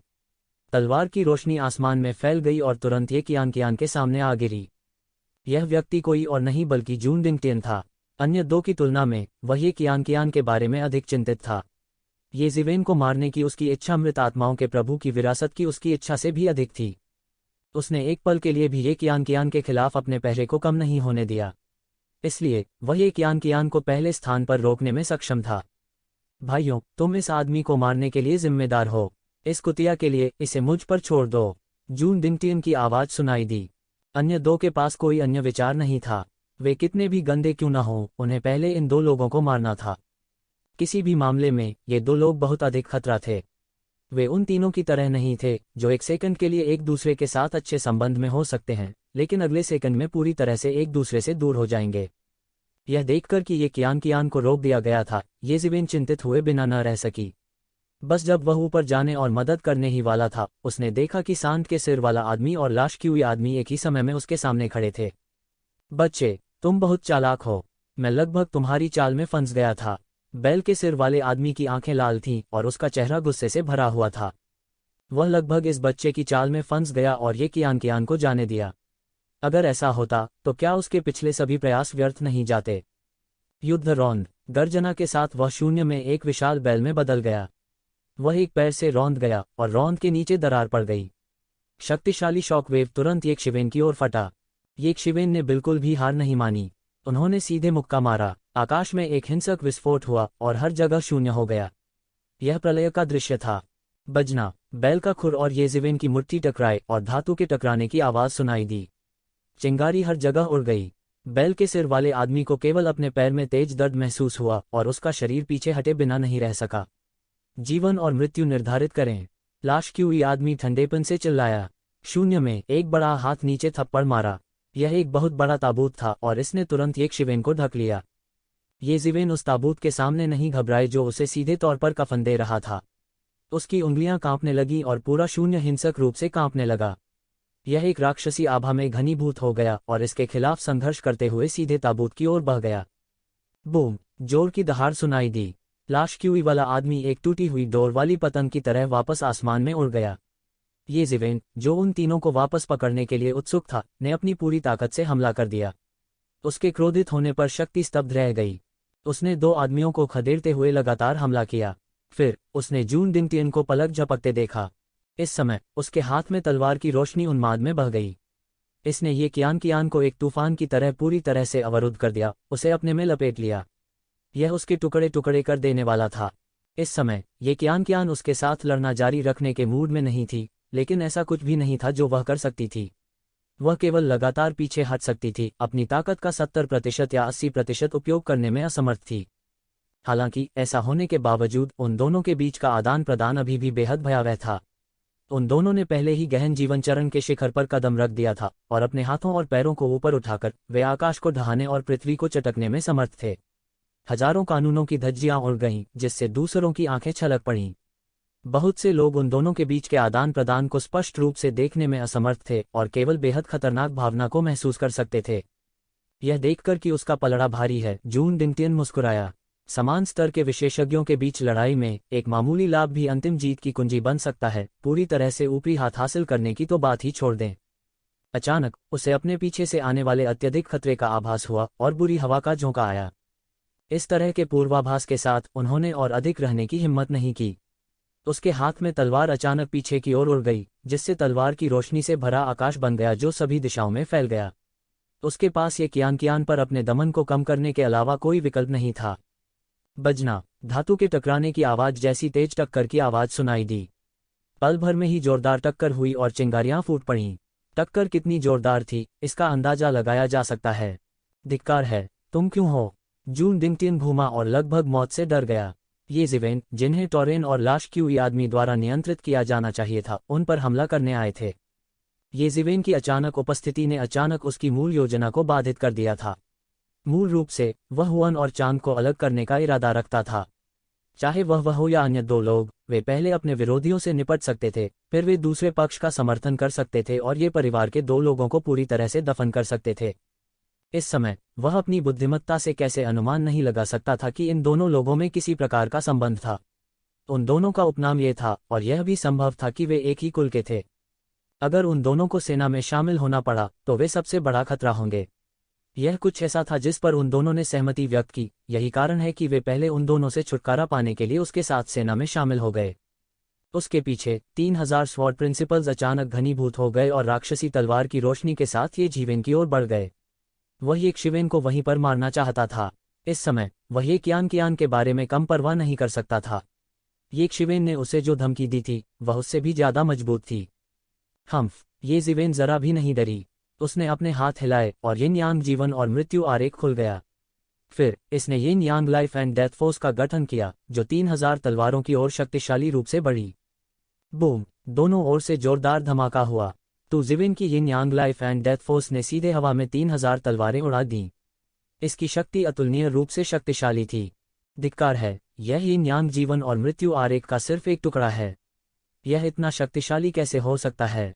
जून डिंगटियन विस्फोट के परिणाम से बचने के लिए बार बार पीछे हटे, लेकिन वह अभी भी सदमे में था। उसे विश्वास नहीं हो रहा था कि यिन यांग जीवन और मृत्यु आरेख इतना शक्तिशाली हो सकता है। वह ध्यान नहीं दे रहा था और यहाँ तक कि 3000 तलवारें भी हवा में उड़ा दी गईं। वह निराश हुए बिना नहीं रह सका। जल्दी करो और विरासत स्वीकार करो, यह मुझ पर छोड़ दो। ये ज़िवेन ने अपने हाथ में एक लंबी तलवार पकड़ रखी थी और ऐसा लग रहा था जैसे वह दुनिया के नायकों को तिरस्कार से देख रहा हो। ठीक है, ये कियान ने देरी नहीं की। वह सीधे प्रकाश की धारा में बदल गई और प्रकाश स्तंभ की ओर उड़ गई। धिक्कार है, तुम जाना चाहते हो? मेरा पैर खाओ। मिनोटॉर दहाड़ता है और शून्य में एक विशाल पैर दिखाई देता है। यह नीचे गिरा, जिससे आकाश एक पल में ढह गया। आपका विरोधी मैं हूं। तो ज़िवेन ने सीधे ऊपर की ओर उड़ान भरी और एक विशाल ग्रह को एक मुक्के से उड़ा दिया। एक पल में टॉरन को पीछे हटने के लिए मजबूर होना पड़ा। इस समय जैसे जैसे समय बीतता गया, इस स्तर की शक्ति पर उनकी महारत और अधिक गहरी होती गई। रहस्यमय स्थान की मदद से इस स्तर की शक्ति की उसकी महारत एक ऐसी गति से बढ़ी जो आम लोगों को स्तब्ध कर देगी, और वह अधिक से अधिक अत्याचारी हो गया। किसी युद्ध में सभी प्रकार की समस्याओं का पता लगाना सबसे आसान था और इससे पार पाना भी सबसे आसान था। ये ज़िवेन, तुम बहुत अहंकारी हो। तुम वास्तव में हम तीनों को अकेले ही रोकना चाहती हो। जून डिंगटियन ने जोर से दहाड़ा। वह अत्यंत व्यथित था। वर्तमान वह अपनी चरम अवस्था में नहीं था। उसने मार्शल आर्ट्स अवतार का उपयोग किया था और उसने केवल एक को संघनित किया था। अन्य मार्शल आर्ट अवतारों में कौशल के समर्थन की कमी थी, अन्यथा उसकी युद्ध शक्ति अकेले उन चारों से ऊपर होगी। उसे येकशिवेन द्वारा इस स्तर तक मजबूर नहीं किया गया होता। यह सच था कि येकशिवेन ने इस अवधि के दौरान काफी प्रगति की थी, लेकिन फिर भी उसने इसे दिल पर नहीं लिया। मैं क्यों नहीं कर सकता? ये ज़िवेन ने उपहास किया और एक विशाल ब्रह्मांड को उड़ा दिया। अधिपति की क्षैतिज पट्टी और तुरंत उस लाश की आभा को उड़ा दिया जो हमला करना चाहता था। वह कभी किसी को भागने नहीं देता था। हालांकि लाश आभा पुरुष ने ब्रह्मांड को तोड़ दिया था, उसके आगे के कदम भी स्थिर थे और वह पहले की तरह साहसपूर्वक आगे नहीं बढ़ सका। इस समय यह देखते हुए कि ये कियान अपनी चाल चलने वाली थी, पीक प्रोफाउंड लाइफ रियलम के विशेषज्ञ जो बगल से देख रहे थे कुछ नहीं कर सके। वे मूल रूप से किनारे से देख रहे थे क्योंकि वे अशांत जल में मछली पकड़ना चाहते थे और एक अवसर की प्रतीक्षा कर रहे थे। यह सबसे अच्छा होगा यदि उनमें से पांचों ने उस बिंदु तक संघर्ष किया कि दोनों पक्ष घायल हो गए, ताकि वे लाभ उठा सकें। अप्रत्याशित रूप से ये कियान ये ज़िवेन की मदद से सफल होने वाला था। वे कैसे चिंतित नहीं हो सकते थे? विशेष रूप से विभिन्न बलों के शीर्ष अस्तित्वों ने मृत आत्माओं के प्रभु की विरासत प्राप्त करने के लिए बहुत प्रयास किया था। यह ईश्वर निर्माण योजना में अपने ताऊ को साबित करने के सबसे करीब हो सकता है। वे निश्चित रूप से इतने अच्छे मौके को जाने नहीं देंगे। वे कभी किसी को अपने सामने इसे छीनने की अनुमति नहीं देते थे। कुछ पीक प्रोफाउंड लाइफ रियलम विशेषज्ञ जो प्रकाश स्तंभ के करीब थे ने तुरंत इसे रोकने के लिए कार्रवाई की और मार्शल आर्ट की एक धार सीधे ये कियान की ओर बढ़ी। सरस, ये कियान के हाथ में स्नो जेड तलवार तुरंत नाचने लगी। बर्फ के क्रिस्टल की दुनिया तुरंत उतर गई। गहन जीवन अवस्था के शिखर पर जो कुछ विशेषज्ञ अभी अभी आए थे वे तुरंत जमे हुए थे। फिर का ध्वनि के साथ बर्फ के स्फटिक की मूर्तियां जिन्हें उन्होंने रूपांतरित किया था वे भी तुरंत बिखर गईं। वे तुरंत बर्फ के टुकड़ों में बदल गए जिससे आसमान भर गया। वे जितने थे उससे अधिक मृत नहीं हो सकते थे। ये कियान के ठंडे तरीकों ने तुरंत कुछ लोगों को डरा दिया। हाँ, ये कियान ये ज़िवेन की तरह 3 लोगों को खुद से रोकने में सक्षम नहीं हो सकती है, लेकिन उनकी तुलना निश्चित रूप से उससे नहीं की जा सकती। तुम सब हमला करो। हम निश्चित रूप से उसे अंदर नहीं आने देंगे, अन्यथा हमारे पास मौका नहीं होगा। इस समय कोई चिल्लाया और कई विशेषज्ञ जो हार मानने को तैयार नहीं थे उन्होंने तुरंत कार्रवाई की। वे सभी पीक प्रोफाउंड लाइफ रियलम के विशेषज्ञ थे और उनकी ताकत कमजोर भी नहीं थी। एक बार जब वे पागल हो गए तो उनसे निपटना असाधारण रूप से कठिन हो जाएगा। स्वर्ग विनाश टॉवर, राक्षसों और बुराई को दबाओ। अचानक स्वर्ग उजाड़ महल के विशेषज्ञ गर्जना करने लगे और आकाश में एक अतुलनीय विशाल पगोडा घनीभूत हो गया। यह बड़ा और बड़ा होता गया और बहुत जल्दी एक छोटे पहाड़ के आकार का शिवालय बन गया जो सीधे ये कियान की ओर नीचे की ओर दबा।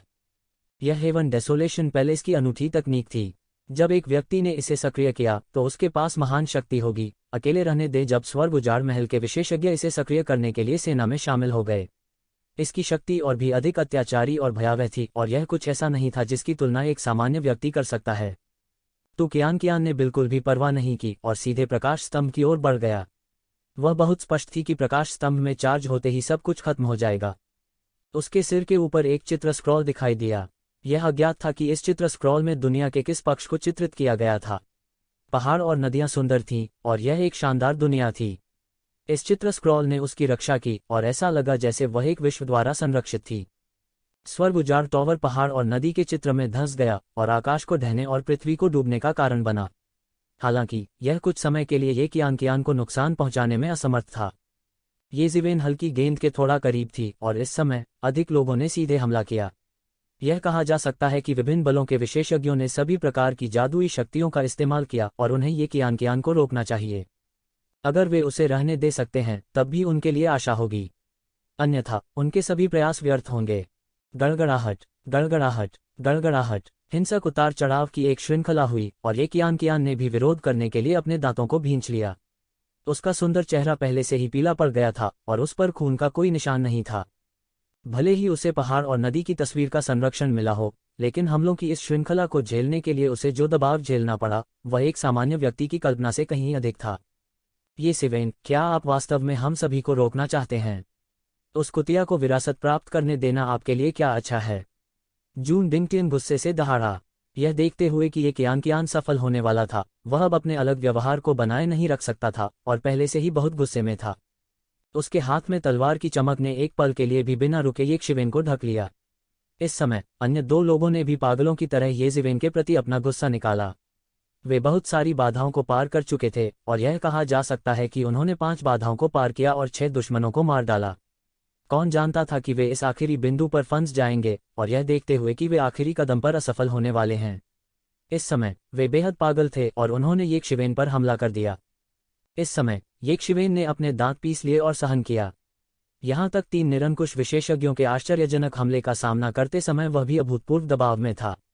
यद्यपि असंख्य शारीरिक परिवर्तन अतुलनीय रूप से रहस्यमय थे और उन्होंने अंत में 9 मार्शल आर्ट अवतारों की भी निंदा की थी। यह कहा जा सकता है कि वह अजेय था, हालांकि उसके लिए शर्त यह थी कि वह पहले से ही 9 अवतारों की संघनित कर चुका था। संयोग से उन्होंने केवल एक मार्शल आर्ट अवतार की निंदा की थी, इसलिए उन्हें उन पर ज्यादा फायदा नहीं हुआ। इस समय यह उनके लिए एक अत्यंत खतरनाक चरण था। ऐसा इसलिए था क्योंकि वह सामान्य लड़ाई की तरह नहीं लड़ सकता था, जहां वह कई तरह के हथकंडे चुन सकता था। अब उसके पास इसका डटकर सामना करने के अलावा और कोई चारा नहीं था। एक ही समय में 3 लोगों का सामना करने की तुलना में 3 लोगों को रोकने में कठिनाई बहुत अधिक थी। ये कियान भी सबसे खतरनाक अवस्था में थी। उसने हर तरह की तकनीक का इस्तेमाल किया था। ऐसा लगता है कि स्नो जेड तलवार ने अपनी तलवार की आत्मा को जगा दिया है। वह भयानक शक्ति से भड़क उठा और अपने सामने आने वाले सभी लोगों को बहा ले गया। जो कोई भी इसके सामने खड़े होने की हिम्मत करता वह मौके पर ही बर्फ की मूर्ति में जम जाता। वे इसके पास बिल्कुल नहीं जा सके। स्वोश। आखिरकार अज्ञात समय के बाद ये कियान आखिरकार प्रकाश स्तंभ में घुस गया। उसका पूरा शरीर उसमें डूबा हुआ था। गहन जीवन क्षेत्र के शिखर पर बैठे कुछ विशेषज्ञों ने तुरंत उसका पीछा किया। वे गाद से पकड़े गए और सीधे प्रकाश स्तंभ से टकरा गए। प्रकाश स्तंभ, जिसने मूल रूप से ये कियान को जलमग्न कर दिया था, वह एक भयानक हत्या का हथियार बन गया था। जब वे प्रकाश स्तंभ से टकराए तो वे तुरंत चीख पड़े और रक्त के धुंध के बादल में बदल गए। यह ऐसा था मानो उनका पूरा शरीर पूरी तरह से वाष्पित हो गया हो। यह एक अत्यंत भयानक दृश्य था। गहन जीवन क्षेत्र के शिखर पर मौजूद विशेषज्ञ जो उनका पीछा कर रहे थे चौंक गए। इन लोगों की मौत ने उन्हें शांत कर दिया। उनके मन, जो मृत आत्माओं के प्रभु की विरासत के कारण लालच से भरे हुए थे, भी शांत हो गए। उन्होंने फिर से दौड़ने की हिम्मत नहीं की। भले ही वे इसे स्वीकार करने को तैयार न हो, वे केवल इसे स्वीकार कर सकते थे। मुमकिन है कि उन्हें अब मौका ही न मिले। तो कियान को पहले ही भाग जाना चाहिए था और विरासत प्राप्त कर लेनी चाहिए थी। मृत आत्माओं के प्रभु की केवल एक विरासत हो सकती है। प्रकाश स्तंभ की स्थिति से यह बहुत स्पष्ट था कि मृत आत्माओं के प्रभु की विरासत ने केवल ये कियान को पहचाना। अगर किसी और ने प्रवेश करने की कोशिश की तो वे केवल मौत को दावत दे रहे होंगे। भले ही एक शक्तिशाली देवता पहले ही मर गया हो, उसके द्वारा छोड़ा गया तुरुप का इक्का अभी भी एक गहन जीवन चरण विशेषज्ञ को नष्ट करने में सक्षम होगा। कोई और संभावना नहीं थी। बाकी सभी लोगों के चेहरे पर अनिच्छा के भाव थे। उन्होंने इसके लिए इतने सालों तक तैयारी की थी और इतने लंबे समय तक संघर्ष किया। क्या यह सब मरे हुए आत्मा प्रभु की विरासत के लिए नहीं था? फिर भी उन्होंने इसके बजाय किसी और को लाभ पहुंचाना समाप्त कर दिया था। स्वाभाविक रूप से वे अपने हृदयों में अत्यंत अनिच्छुक थे। कई लोग इतने इमोशनल थे कि उनके गालों पर आंसू बह निकले। वे अपने मन पर नियंत्रण खो चुके थे। वे अंतिम क्षण में मृत आत्माओं के प्रभु की विरासत प्राप्त करने का मौका चूक गए थे, जिससे वे बेहद असहज महसूस कर रहे थे। येज़िवेन की दिव्य भावना इस समय ये कियान की दिशा पर ध्यान दे रही थी। उसने राहत की सांस ली जब उसने देखा कि वह आखिरकार बाधाओं की परतों को तोड़कर प्रकाश की किरण में चली गई। धिक्कार है, तुमने मुझे मेरी विरासत खो दी, मैं तुम्हारी जान ले लूंगा। जून डिंगटियन का गुस्सा अपनी सीमा पर पहुंच गया था। एक पल में उसका शरीर आकाश में 5 छायाओं में बदल गया और उनमें से प्रत्येक एक अलग तलवार की चमक को काट रहा था। इन 5 लोगों की 5 जानलेवा चालें पूरी तरह से एक धार में तब्दील हो गई थीं, जो येज़िवेन की ओर बड़ी तेजी के साथ फूटी। इस समय दुनिया के सभी कानूनों ने अचानक अपनी चमक खो दी और उन पर भारी पड़ गए। केवल तलवार सिद्धांत ही शाश्वत था। टकराना। हड़बड़ी में येज़िवेन तुरंत विस्फोट से उड़ गई। उसका चेहरा पीला पड़ गया और उसे कुछ चोटें आईं। जून डिंगटियन की ताकत वास्तव में अथाह थी। येज़िवेन के स्तर पर भी वह अभी भी उसे घायल कर सकता था। हालांकि यह केवल एक मामूली चोट थी, येज़िवेन के लिए पहले से ही अविश्वसनीय थी। यह पिछली बार से अलग था जब येज़िवेन ने अभी तक अपने मार्शल आर्ट्स अवतार को संघनित नहीं किया था। येज़िवेन की आकृति हवा में उड़ गई और उसके शरीर से एक फीनिक्स के रोने की आवाज़ सुनाई दी। मूल रूप से उन्हें जो मामूली चोटें लगी थीं, वे सभी एक पल में ठीक हो गईं। हालांकि इससे पहले कि वह प्रतिक्रिया कर पाता, एक विशाल बैल का खुर आकाश से नीचे उतरा और पृथ्वी को चकनाचूर करने वाले बल से नीचे गिर गया। बैल आदमी अचानक पागल हो गया। उसके लिए मृत आत्माओं के प्रभु की विरासत को खो देना उसे मारने से अधिक दर्दनाक था। इतने लंबे समय की उनकी योजना अचानक व्यर्थ हो गई। टकराना। येज़िवेन का पूरा शरीर एक तोप के गोले की तरह था, जो सीटी की तेज आवाज के साथ आसमान को भेद रहा था। एक पल में वह सीधे जमीन पर उतरा और सीधे जमीन पर 1000 मीटर के दायरे में एक बड़ा गड्ढा उड़ा दिया। उसी समय जमीन पर अनगिनत मिट्टी उखड़ गई और तुरंत एक विशाल ताबूत बन गया, जिसने उसे एक पल में सील कर दिया। आकाश में लाश आभा आदमी सीधे अपनी हथेली से पटक दिया, जो सील शब्द में बदल गया और मौके पर ताबूत पर पटक दिया। अचानक हर कोई येज़िवेन की आभा को महसूस नहीं कर सकता था, जैसे कि वह उसमें पूरी तरह से बंद हो गया हो। येज़िवेन साइड से देखते ही किनली डर से कांपने लगे। उसे विश्वास नहीं हो रहा था। कितना समय हो गया था उन तीनों ने येज़िवेन पर पागलों की तरह हमला किया था। उन्हें उम्मीद नहीं थी कि वे वास्तव में सफल होंगे। अब उसकी धारणा भी येज़िवेन की आभा का पता नहीं लगा सकती थी। यह ऐसा था जैसे उसे एक अलग दुनिया में बंद कर दिया गया हो। वह तुरंत चिंतित हो गया। येज़िवेन ने उन्हें बार बार बचाया था और वह एक निर्दयी व्यक्ति नहीं था। वह कैसे आभारी नहीं हो सकता था। लाश आभा वाला आदमी नीचे तैरता हुआ आया और ठंडेपन से ताबूत को घूरता रहा। उसने ठंडेपन से कहा, बस आज्ञाकारी रूप से अंदर खून के एक पूल में बदल जाओ और फिर मेरा खून का भोजन बन जाओ। उसकी आंखों में एक शैतानी चमक चमक उठी। यद्यपि वह मृत आत्मा प्रभु की विरासत प्राप्त करने में असमर्थ था, यह कोई हानि नहीं थी। येज़िवेन का भौतिक शरीर अविश्वसनीय रूप से मजबूत था। वास्तव में उसका भौतिक शरीर सामान्य स्वर्गीय निधियों से कहीं अधिक था। इसके अलावा उनके भौतिक शरीर ने दुनिया के सार का एक बड़ा हिस्सा अवशोषित कर लिया था। यदि वह इसे पूरी तरह से खा सकता है तो वह गहन मृत्यु अवस्था में भी कदम रख सकता है। यह खुश होने के लिए बहुत जल्दी है। अचानक ताबूत से एक ठंडी आवाज आई। आप अभी भी संघर्ष करना चाहते हैं? यह बेकार है। मेरे ताबूत में, चाहे वह जीवित वस्तु हो या मृत वस्तु, वे केवल खून के एक पूल में बदल सकते हैं। कोई भी बाहर नहीं निकल सकता है। लाश आभा पुरुष को परवाह नहीं थी। उन्हें पूरा भरोसा था। इस समय हालांकि टॉरेन और जून डिंगटियन अनिच्छुक थे। वे येज़िवेन की वजह से लाश आभा वाले आदमी के साथ संघर्ष नहीं करना चाहते थे, क्योंकि यह इसके लायक नहीं था। मृत आत्माओं के प्रभु की विरासत इसके लायक थी, लेकिन येज़िवेन उन तीनों के इस तरह से लड़ते रहने के लायक नहीं थी। जरूरत ही नहीं पड़ी। टकराना। अचानक टकराने की तेज आवाज हुई और फिर लाश आभा वाले आदमी के हाव भाव अचानक बदल गए। ताबूत पर दरारें दिखाई देने लगीं, जो शुरुआत में थोड़ी सी दरार थी और तेजी से फैल गई। सील शब्द भी एक पल में टुकड़ों में बिखर गया। हुश। हर किसी ने महसूस किया कि एक तेज रोशनी पूरी दुनिया को कवर कर रही है, और फिर ताबूत से क्षैतिज रूप से एक चौंकाने वाला कृपाण प्रकाश गिरा, जिसने दुनिया में सब कुछ काट दिया। एक भयानक एहसास था कि कृपाण दुनिया को 2 हिस्सों में विभाजित कर सकता है। स्वर्ग और पृथ्वी को नष्ट करना और दुनिया को फिर से आकार देना। उनके दिल में इससे ज्यादा कुछ नहीं था। टकराना। कृपाण प्रकाश के ताबूत को तोड़ने के बाद यह धीमा नहीं हुआ और अचानक लाश आभा आदमी के शरीर में लगी। लाश आभा आदमी सीधे उड़ा दिया गया था और उसके शरीर पर लाश आभा एक पल में टूट गई थी, जिससे उसका असली रूप प्रकट हो गया था। इस समय सभी को एहसास हुआ कि यह एक युवा और सुंदर आदमी था, लेकिन उसका चेहरा पीला पड़ गया था और उसकी आंखें लाल थीं। तुरंत एक अनुभवी और जानकार पुराने एंटीक ने उसे पहचान लिया। यह वास्तव में एक यिन लाश है और यह उसके द्वारा खेती की गई है। लाश के बीच भी यिन लाश एक बहुत ही दुर्लभ किस्म की थी, न कि साधारण लाश की तरह जो भयंकर और अद्वितीय पैदा हुई थी। यहाँ तक अगर वे एक निश्चित सीमा तक खेती करते हैं तो वे जंगली जानवरों की तरह अपने दिलों में अत्याचारी इच्छा के अधीन हो जाएंगे और केवल खुद को फिर से भरने के लिए खून की लालसा करेंगे।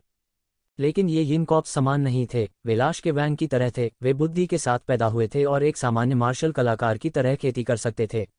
इसके अलावा वे लाश की तरह नहीं थे, भले ही उन्होंने अपने पिछले जीवन की मार्शल आर्ट को जगाया हो, वे उच्च स्तर तक साधना करने में सक्षम नहीं होंगे क्योंकि ज़ोंबी का शरीर और मार्शल आर्ट परस्पर विरोधी थे।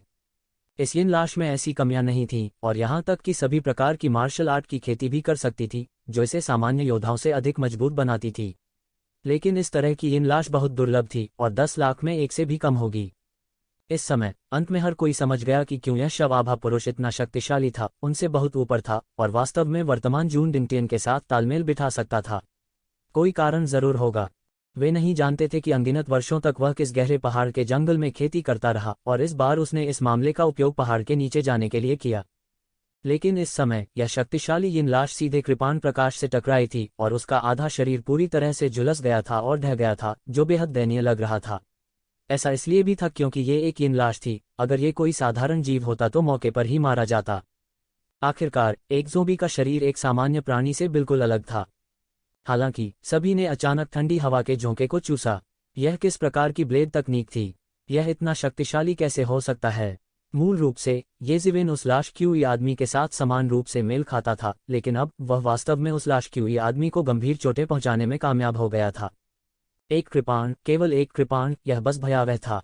निश्चित रूप से सभी ने केवल येज़िवेन को एक लंबा ब्लेड घसीटते हुए देखा, कदम दर कदम, धीरे धीरे ताबूत से बाहर निकलते हुए, जो पूरी तरह से क्षतिग्रस्त हो गया था।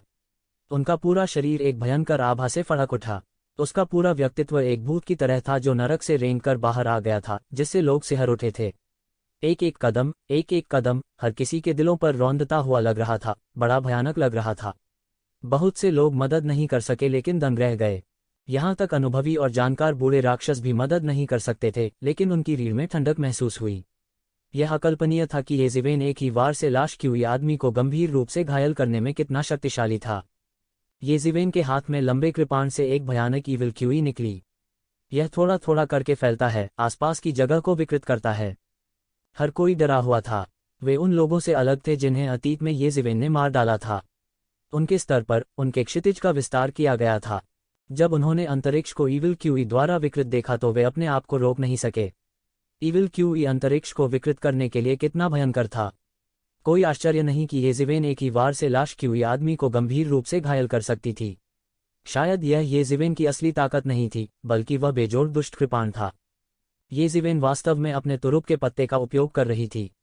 जब सभी ने सोचा कि वह इसे ब्लॉक नहीं कर सकता, तो उसने वास्तव में किया।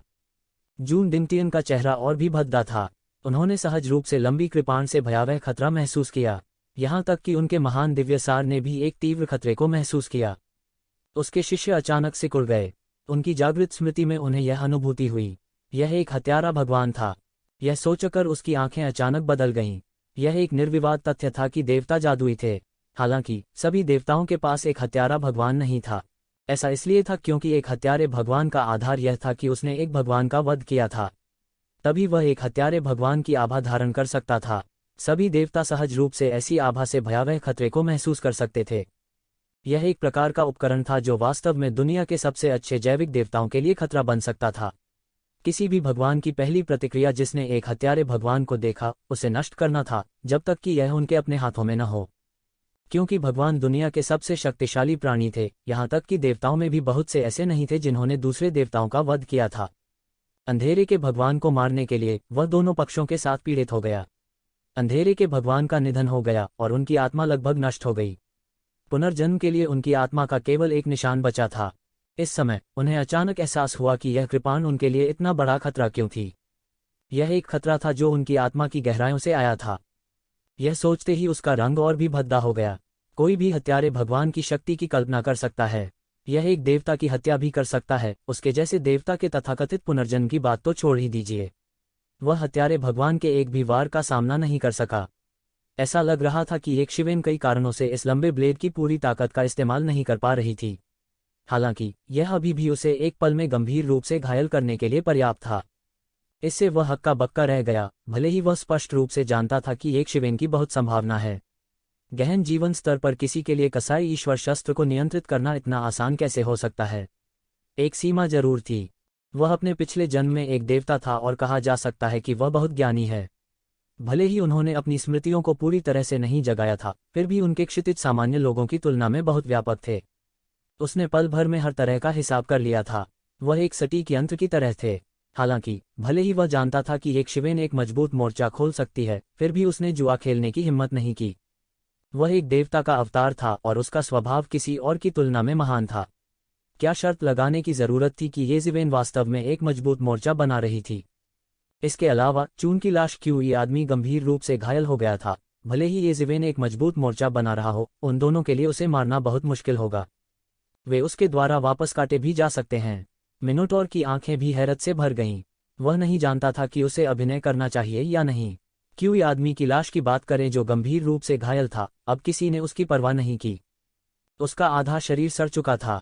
यदि वह महत्वपूर्ण क्षण में चकमा नहीं देता और हमले से थोड़ा चूक जाता तो उसका पूरा शरीर आधे में विभाजित हो जाता। उस समय एक लाश तो दूर, एक देवता भी मर जाएगा। उनके सामने ऐसी मिसाल के साथ कौन उतावलापन करने की हिम्मत करेगा? अचानक, जैसा कि हर कोई सोच रहा था कि क्या उन्हें आगे बढ़ना चाहिए, उन्हें अचानक लगा कि दुनिया बदल गई है। मौत की लहरों ने शून्य को भर दिया, जैसे कि वह कुछ भविष्यवाणी कर रही हो। अरे नहीं, यह मरे हुए आत्मा का उन्माद है। यह समाप्त होने वाला है। किसी को अचानक याद आया और चिल्लाया। इस रिमाइंडर से हर कोई हैरान रह गया। वास्तव में मरे हुए आत्मा का उन्माद समाप्त होने वाला था। उनकी पिछली योजना के अनुसार मरे हुए आत्मा उन्माद के समाप्त होने से पहले उन्हें छोड़ना पड़ा। अन्यथा वे पूरी तरह से मरे हुए आत्मा के अंतहीन उन्माद में डूब जाएंगे। कौन जानता था कि योजना परिवर्तनों के साथ नहीं चल सकती। जब तक उन्होंने मरे हुए आत्मा प्रभु की विरासत के लिए प्रतिस्पर्धा समाप्त की, तब तक मरे हुए आत्मा का उन्माद पहले ही समाप्त हो चुका था। सबके चेहरे अचानक बदल गए। अंतहीन मृत आत्मा उन्माद की तुलना में ये शिवेन और जून डिंगटियन सभी क्षणभंगुर बादल थे। वे बिल्कुल समान स्तर पर नहीं थे। मृतकों की अंतहीन सेना के बारे में सोचते ही सभी का चेहरा अचानक पीला पड़ गया। नहीं, हम अब और यहाँ नहीं रह सकते। चलो चलते हैं, कोई चिल्लाया। अचानक डोमिनोज गिरने की तरह यह एक श्रृंखला प्रभाव का कारण बना। हर कोई प्रकाश की धारा में बदल गया और बाहर निकल गया। इस समय कोई भी शो देखने के मूड में नहीं था। अकेले ही दोनों पक्षों के टकराने का इंतजार करें और देखें कि क्या वे इसका फायदा उठा सकते हैं। मिनोटॉर ने ये शिवेन को बुरी तरह देखा, फिर जल्दी से जाने का फैसला किया। उसके और ये शिवेन के बीच नफरत की तुलना में उसका अपना जीवन अधिक महत्वपूर्ण था। मुझे तुम्हें फिर से देखने मत दो या मैं तुम्हारा सिर मरोड़ दूंगा। यह कहने के बाद मिनोटॉर तेजी से घूमा और जल्दी से भीड़ को पकड़ लिया। ये शिवेन ने अपनी नज़र जून डिंगटियन की ओर घुमाई। वह भी घबराया हुआ था। यदि मृतकों की अंतहीन सेना ने उन्हें पकड़ लिया तो परिणाम अकल्पनीय होंगे। लेकिन इस समय वह अपना डर दिखा सका। लंबे समय के बाद जून डिंगटियन अभी भी सब कुछ नहीं छोड़ सकता था और ये शिवेन को मारने का फैसला कर सकता था। वह तुरंत कूद गया, अंतरिक्ष के माध्यम से यात्रा की और मौके पर गायब हो गया। यह देखकर कि सभी लोग चले गए थे, ये शिवेन ने राहत की सांस ली। उसने फिर प्रकाश स्तंभ को देखा, यह जानकर कि ये कियान ने विरासत को स्वीकार करना शुरू कर दिया होगा। मूल रूप से उसने विरासत को स्वीकार करने के बाद साथ छोड़ने की योजना बनाई। अब ऐसा लग रहा था कि वह और इंतजार नहीं कर सकता था। मरे हुए आत्मा उन्माद के लौटने से पहले उसे छोड़ना पड़ा। जहां तक कियान की बात है, मृतात्मा प्रभु की उत्तराधिकारी के रूप में उसके पास स्वाभाविक रूप से इस जगह को छोड़ने का एक तरीका था। उन्हें उनकी तरह घबरा कर भागना नहीं पड़ा। यह सोचकर वह तुरंत कूद गया और उसकी पीठ पर टेम्पेस्ट के पंख फैल गए। जैसे ही वे फड़फड़ाए, यह एक बड़े तूफान की तरह था। हुश, उनका फिगर बेहद तेज गति से शून्य के माध्यम से चला गया। उसने छोड़ना नहीं चुना, क्योंकि ये मोह अभी भी खजाने की तिजोरी में अंधेरे के भगवान के शरीर के लिए लड़ रहा था। इस समय वह ये मोह को कैसे छोड़ सकता था? ये शिवेन के कौशल पहले से कहीं अधिक मजबूत थे। अपनी गति के साथ वह 1 घंटे से भी कम समय में अंधेरे के भगवान के खजाने की तिजोरी में घुस गया और सीधे मुख्य हॉल में चला गया। अंतहीन घोस्ट हॉट फायर फॉर्मेशन से घिरे अंधेरे के भगवान पर राक्षसी आभा मजबूत और मजबूत हो रही थी, पूरी तरह से घातक आभा को दबा रही थी। इसका मतलब था कि ये मोह ने पूरी तरह से बढ़त हासिल कर ली थी। यद्यपि उसने अंधेरे के प्रभु की मूल आत्मा को पूरी तरह से पराजित नहीं किया था, फिर भी उसने पहले ही एक निर्णायक लाभ प्राप्त कर लिया था। प्राचीन ईश्वर शास्त्र की मदद से इस प्रक्रिया को गति मिली। ये सिवेन, तुम इस समय यहाँ क्यों हो? क्या आपने मृत आत्मा के प्रभु की विरासत प्राप्त की है? येमो की आवाज़ अंधेरे के भगवान के शरीर से आई थी। येजिवेन ने संक्षेप में येमो को स्थिति के बारे में बताया। येमो एक पल के लिए चुप हो गया, फिर बोला, यह असंभव नहीं है। डेड स्पिरिट के भगवान की विरासत रसातल दानव मास्टर के खिलाफ लड़ने के अलावा आपके किसी काम की नहीं है। अगर वह लड़की विरासत प्राप्त कर सकती है तो वही होगा। लेकिन हमें अभी निकलना होगा। मरे हुए आत्मा का उन्माद जल्द ही समाप्त हो जाएगा और मृत आत्माओं की अंतहीन सेना जल्द ही रसातल में वापस आ जाएगी। तब तक हमारे लिए निकलने में बहुत देर हो जाएगी, येजिवेन ने हड़बड़ी में कहा। हाँ, येमो ने सिर हिलाया। हाँ, हमें जल्द से जल्द निकलना होगा। वैसे राजकुमारी तियानकिंग कहाँ है? तू जिवेन ने पूछा। क्या राजकुमारी तियानकिंग यहाँ अपने पहले मार्शल आर्ट अवतार की निंदा नहीं कर रही थी? वह इस समय क्यों गायब हो गई? वह अपने पहले मार्शल आर्ट अवतार को संघनित करने के बाद चली गई। उसे अब तक मरे रसातल से बाहर होना चाहिए, येमो ने जवाब दिया। मैंने अभी तक उस मूल आत्मा को पूरी तरह से दबाया नहीं है, इसलिए मैं हिल नहीं सकता। एक बार जब मैं आगे बढ़ जाता हूँ तो वह समय जब मैं अंधेरे के भगवान को पूरी तरह से नियंत्रित कर सकता हूँ, बहुत देर हो जाएगी। लेकिन इस समय मैं इसकी परवाह नहीं कर सकता। मुझे जल्द से जल्द इस जगह को छोड़ना होगा। येमो भी जानते थे कि स्थिति बहुत जरूरी थी, इसलिए वह अब उन चीज़ों की परवाह नहीं कर सकते थे।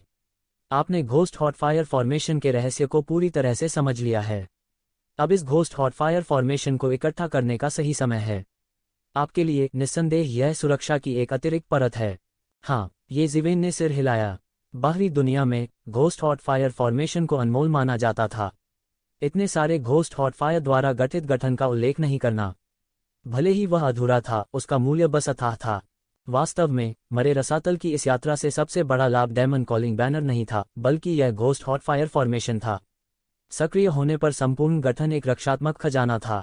यहाँ तक अंधेरे के भगवान ने भी अपनी मृत्यु के बाद अपने भौतिक शरीर की रक्षा के लिए इसका इस्तेमाल किया। बस इसी ने इस घोस्ट हॉट फायर फॉर्मेशन का मूल्य दिखाया। येजिवेन ने संकोच नहीं किया और अंधेरे के भगवान के भौतिक शरीर को त्यानयुवान दर्पण में एकत्र किया। निश्चित रूप से जैसे ही उसने अंधेरे के भगवान के भौतिक शरीर को स्थानांतरित किया, इसने तुरंत मूल आत्मा को पलट दिया। अचानक उसकी आभा फिर से बढ़ गई और वह येमो के साथ प्रतिस्पर्धा कर सका। इस समय वह इतना ध्यान नहीं रख सकता था। अंधेरे के भगवान के भौतिक शरीर की तुलना में घोस्ट हॉट फायर फॉर्मेशन को इकट्ठा करना अधिक कठिन था।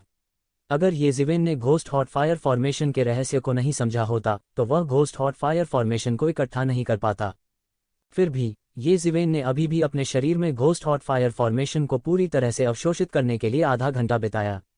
उसके बाद उसने और रुकने की हिम्मत नहीं की और सीधे अंधेरे के भगवान के खजाने से बाहर निकल गया।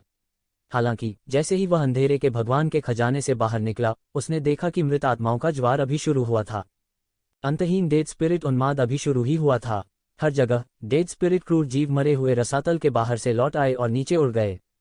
तामसिक आत्माओं की तरह तेज दहाड़ हर जगह सुनाई दे रही थी। यहाँ तक येजिवेन भी ठंडी हवा की सांस लेने से खुद को रोक नहीं पाए। आकाश अंतहीन मृत आत्मा से भरा हुआ था, क्रूर जीव जिन्होंने आकाश और पृथ्वी को मिटा दिया। आकाश पहले ही रात के पर्दे से ढक चुका था। तारों वाला आकाश उदास भूतिया लपटों से भर गया था। डेड स्पिरिट खूंखार जीव फुसफुसाए और अपने मूल क्षेत्र में लौट आए। वह मंजर वाकई हैरान कर देने वाला था। भले ही येजिवेन लंबे समय से सैकड़ों या लाखों विशेषज्ञों के लड़ने के दृश्य के लिए अभ्यस्त हो गया था, फिर भी वह हैरान था। अनंत, वह नहीं जानता था कि अरबों या दसियों अरब थे। इसे देखते हुए कोई अंत नहीं था। वह जानता था कि वह अभी भी एक कदम बहुत देर हो चुकी थी। वह मदद नहीं कर सकता था, लेकिन थोड़ा नाराज महसूस कर रहा था। लेकिन इस समय ये बातें करना बेकार था। वह केवल बाहर भाग सकता था और वह केवल बाहर निकल सकता था। इससे पहले कि वह कुछ कर पाता, उसने अचानक शून्य में देखा अनगिनत मृत आत्मा क्रूर जीव दहाड़ते हुए और नीचे भागते हुए सीधे येजिवेन की ओर बढ़ रहे थे। मारो और एक रास्ता खोलो। येजिवेन ने अपने दांत पीस लिए और आगे बढ़ गई। उसने एक मुक्का मारा और एक शक्तिशाली मार्शल आर्ट की धार बह निकली, जिसने सीधे पूरे आकाश को स्क्रैप के ढेर में उड़ा दिया। इस स्थान में मिश्रित मृत आत्मा क्रूर जीव भी एक पल में ऊर्जा की एक धारा में बदल गए और येजिवेन द्वारा निगली गई ऊर्जा की भरपाई करने के लिए, जिसे येजिवेन के फिस्ट अवतार ने अभी अभी ग्रहण किया था। गर्जन। गहन जीवन क्षेत्र के शिखर पर एक शक्तिशाली मृत आत्मा क्रूर प्राणी सीधे भाग गया। उसने अपना बड़ा मुंह खोला और येजिवेन को अपने अंदर छिपाते हुए अंतहीन जहरीला कोहरा उगल दिया। लेकिन केवल तेज आवाज सुनाई दे रही थी। येजिवेन के हाथ सीधे मौके पर फट गए और अंतहीन सुनहरी रोशनी ने तुरंत जहरीले कोहरे को पूरी तरह से तितर बितर कर दिया। फिर इसके तुरंत बाद ये जिवेन का एक पैर अचानक नीचे गिर गया और मृत आत्मा क्रूर प्राणी के शरीर पर जमकर पैर रखा। मृत आत्मा क्रूर प्राणी को तुरंत टुकड़ों में रौंद दिया। इस मृत आत्मा के अशुभ प्राणी का सार तुरंत परिवर्तन की महान कला द्वारा अवशोषित कर लिया गया था। यह सीधे एक शक्तिशाली शक्ति में परिवर्तित हो गया और ये शिवेन के पीछे उभरते मूर्ति अवतार में आ गया। इस समय ये जिवेन अब भी इतनी परवाह कैसे कर सकती है। उनके शरीर में पहला अवतार भी एक ही बार में प्रकट हुआ। उसकी युद्ध शक्ति चरम सीमा तक बढ़ गई थी और यह अत्यंत भयानक थी। यहाँ तक प्रोफाउंड लाइफ स्टेज के चरम पर एक निर्जीव क्रूर प्राणी भी उसका मुकाबला नहीं कर सकता था। यह उसके द्वारा सीधे पीट कर मार डाला गया था और पूरी तरह से समान स्तर का विरोधी नहीं था। वह जहां भी जाता मृत आत्माओं और क्रूर प्राणियों द्वारा बनाई गई सेना तुरंत रह जाती। चाहे वे गहन जीवन स्तर से नीचे के हों या गहन जीवन स्तर के विशेषज्ञ हों, वे उसके सामने कुछ भी नहीं थे और पूरी तरह से पराजित हो गए थे। यहाँ तक अगर यह गहन जीवन चरण के चरम पर एक मृत आत्मा क्रूर प्राणी था तो भी कोई अंतर नहीं था। टकराना टकराना टकराना, वह लगातार बाहर निकलता रहा और उस पर लगातार झपटने वाले मरे हुए क्रूर जीव टुकड़े टुकड़े हो गए। फिर इन मृत क्रूर प्राणियों की शक्ति पूरी तरह से उसके द्वारा अवशोषित हो जाएगी और उसकी राक्षसी आंतरिक शक्ति में परिवर्तित हो जाएगी ताकि वह इसका सामना कर सके। यह युद्ध को पोषित करने के लिए युद्ध का उपयोग करने का लगभग एक तरीका था। वह पहले ही पागलपन की हद तक लड़ चुका था। अपनी ताकत से भी इस समय उसने महसूस किया कि उसका शरीर लगभग दहने वाला था और कीमा बनाया हुआ मांस के टुकड़े बन गया था। रूपांतरण की महान कला को अवशोषित करने के लिए उपयोग करना असंभव नहीं था, लेकिन यह भी एक व्यवस्थित तरीके से किया जाना था। कोई कैसे लगातार आत्मसात कर सकता है और युद्ध के बीच में इसे छोड़ भी नहीं सकता। ऊर्जा की इतनी बड़ी मात्रा में वृद्धि हुई और सीधे उसके मेरिडियन को प्रभावित किया, जैसे कि उसके मेरिडियन अगले सेकंड में पूरी तरह से फट जाएंगे। उसका चेहरा पहले से ही रक्त लाल था और यह अनगिनत रक्त वाहिकाओं के फटने के बाद रक्त के रिसने का दृश्य था। वह मारने से पहले ही पागल हो चुका था और इतनी परवाह नहीं कर सकता था।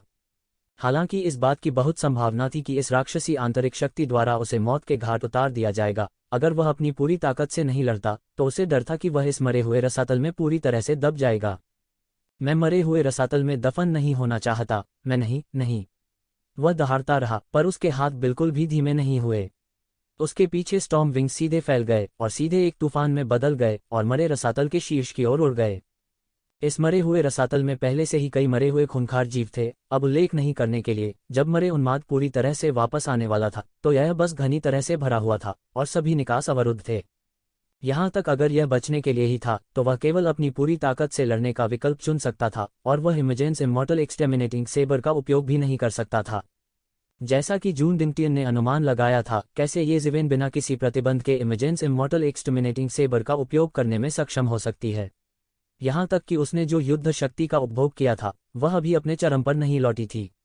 कोई कल्पना कर सकता है कि यह किस हद तक पहुंच गया था। हालांकि इस समय उनके पास और कोई चारा नहीं था। चाहे कुछ भी हो, वह केवल अपनी पूरी ताकत से लड़ना चुन सकता था, चाहे कुछ भी हो। यदि वह अपनी पूरी ताकत से लड़े तो कुछ उम्मीद हो सकती है, लेकिन अगर उसने इस समय आत्मसमर्पण करना चुना तो वह निश्चित रूप से मर जाएगा। बूम बूम बूम, उन्होंने बिना रुके टूटे हुए सितारों की मुट्ठी को बाहर निकाल दिया, जैसे कि पूरी दुनिया शून्यता में बमबारी कर रही हो। समुद्र के तारे शून्यता का प्रतिनिधित्व करते हैं। शून्य हिंसक रूप से हिल रहा था और जितना अधिक वह ऊपर गया उतने ही अत्याचारी मरे हुए क्रूर जीवों का सामना करना पड़ा और धीरे धीरे अधिकांश मरे हुए क्रूर जीव गहन जीवन क्षेत्र में थे। ऐसा नहीं था कि मरे हुए खूंखार प्राणियों का जमावड़ा इतना भयानक था, बल्कि अन्य स्थानों की तुलना में बीच में मरे हुए खूंखार जीवों का समूह भी सबसे शक्तिशाली था। इसके अलावा वे सभी ये जिवेन के शरीर की आभा को सूंघ रहे थे, बिल्कुल अंधेरे में जलते हुए दीपक की तरह। यह बेहद चकाचौंध करने वाला था और इसने उन्हें एक दिशा भी प्रदान की। इसलिए ये जिवेन ने धीरे धीरे महसूस किया कि यह मुश्किल था। भले ही उसने अपनी सारी ताकत पहले ही समाप्त कर दी हो, फिर भी उसने महसूस किया कि आगे बढ़ना मुश्किल था और उसके द्वारा उठाए गए हर कदम की एक बड़ी कीमत चुकानी पड़ी। शुरू से ही वह हर किसी को दबाने में सक्षम था और जो लोग गहन जीवन क्षेत्र के नीचे थे या कभी कभार गहन जीवन क्षेत्र के विशेषज्ञ थे, वे उसके लिए पूरी तरह से मेल नहीं खाते थे। हालांकि वर्तमान स्थिति ने उसके लिए आगे बढ़ना कठिन बना दिया था और जैसे जैसे समय बीतता गया अधिक से अधिक मरे हुए क्रूर जीव उसकी ओर झपटे। यदि यह जारी रहता है तो मुझे डर है कि गहन मृत्यु क्षेत्र के विशेषज्ञ जल्द या बाद में आकर्षित होंगे। ये जिवेन ने मन ही मन सोचा। किसी की शक्ति की सीमा थी और यहाँ तक कि उसने यह कहने का साहस नहीं किया कि वह बच सकता है। यहाँ तक अगर वे सभी गहन जीवन क्षेत्र के विशेषज्ञ थे तो यह पहले से ही काफी परेशानी भरा था। यह कहने की बात नहीं है कि उनके बीच गहरे मृत्यु क्षेत्र के विशेषज्ञ छिपे हुए थे। अचानक उसने अपने दिल में खतरे की अत्यधिक भावना महसूस की, जैसे कि उसके सिर पर ठंडे पानी की एक बाल्टी डाली गई हो। अच्छा नहीं है, गहन मृत्यु क्षेत्र विशेषज्ञ हैं। उसने लगभग तुरंत प्रतिक्रिया दी और यिन यांग जीवन और मृत्यु आरेख तुरंत उसके सिर के ऊपर प्रकट हुआ और उसके भीतर उसकी रक्षा की। तभी उसे एक जोर का धमाका सुनाई दिया और उसके सामने एक भयानक गलियारा दिखाई दिया। यह एक सुपर गलियारा था जो सैकड़ों मीटर चौड़ा था और कौन जानता था कि कितना लंबा है। सभी मरे हुए खूंखार जीव तुरंत साफ हो गए और उनमें से कोई भी बच नहीं सका, चाहे वे कितने भी खूंखार क्यों न हों। गड़गड़ाहट। ये शिवेन ने तुरंत महसूस किया कि एक भयानक शक्ति सीधे उसके शरीर पर बमबारी कर रही है। उसका पूरा शरीर एक ही पल में उड़ गया, जैसे कोई पतंग टूट गई हो। एक पल के लिए उसने केवल महसूस किया कि उसकी आंखों के सामने सब कुछ काला हो गया था और ऐसा लगा कि वह उस समय होश खो बैठा था।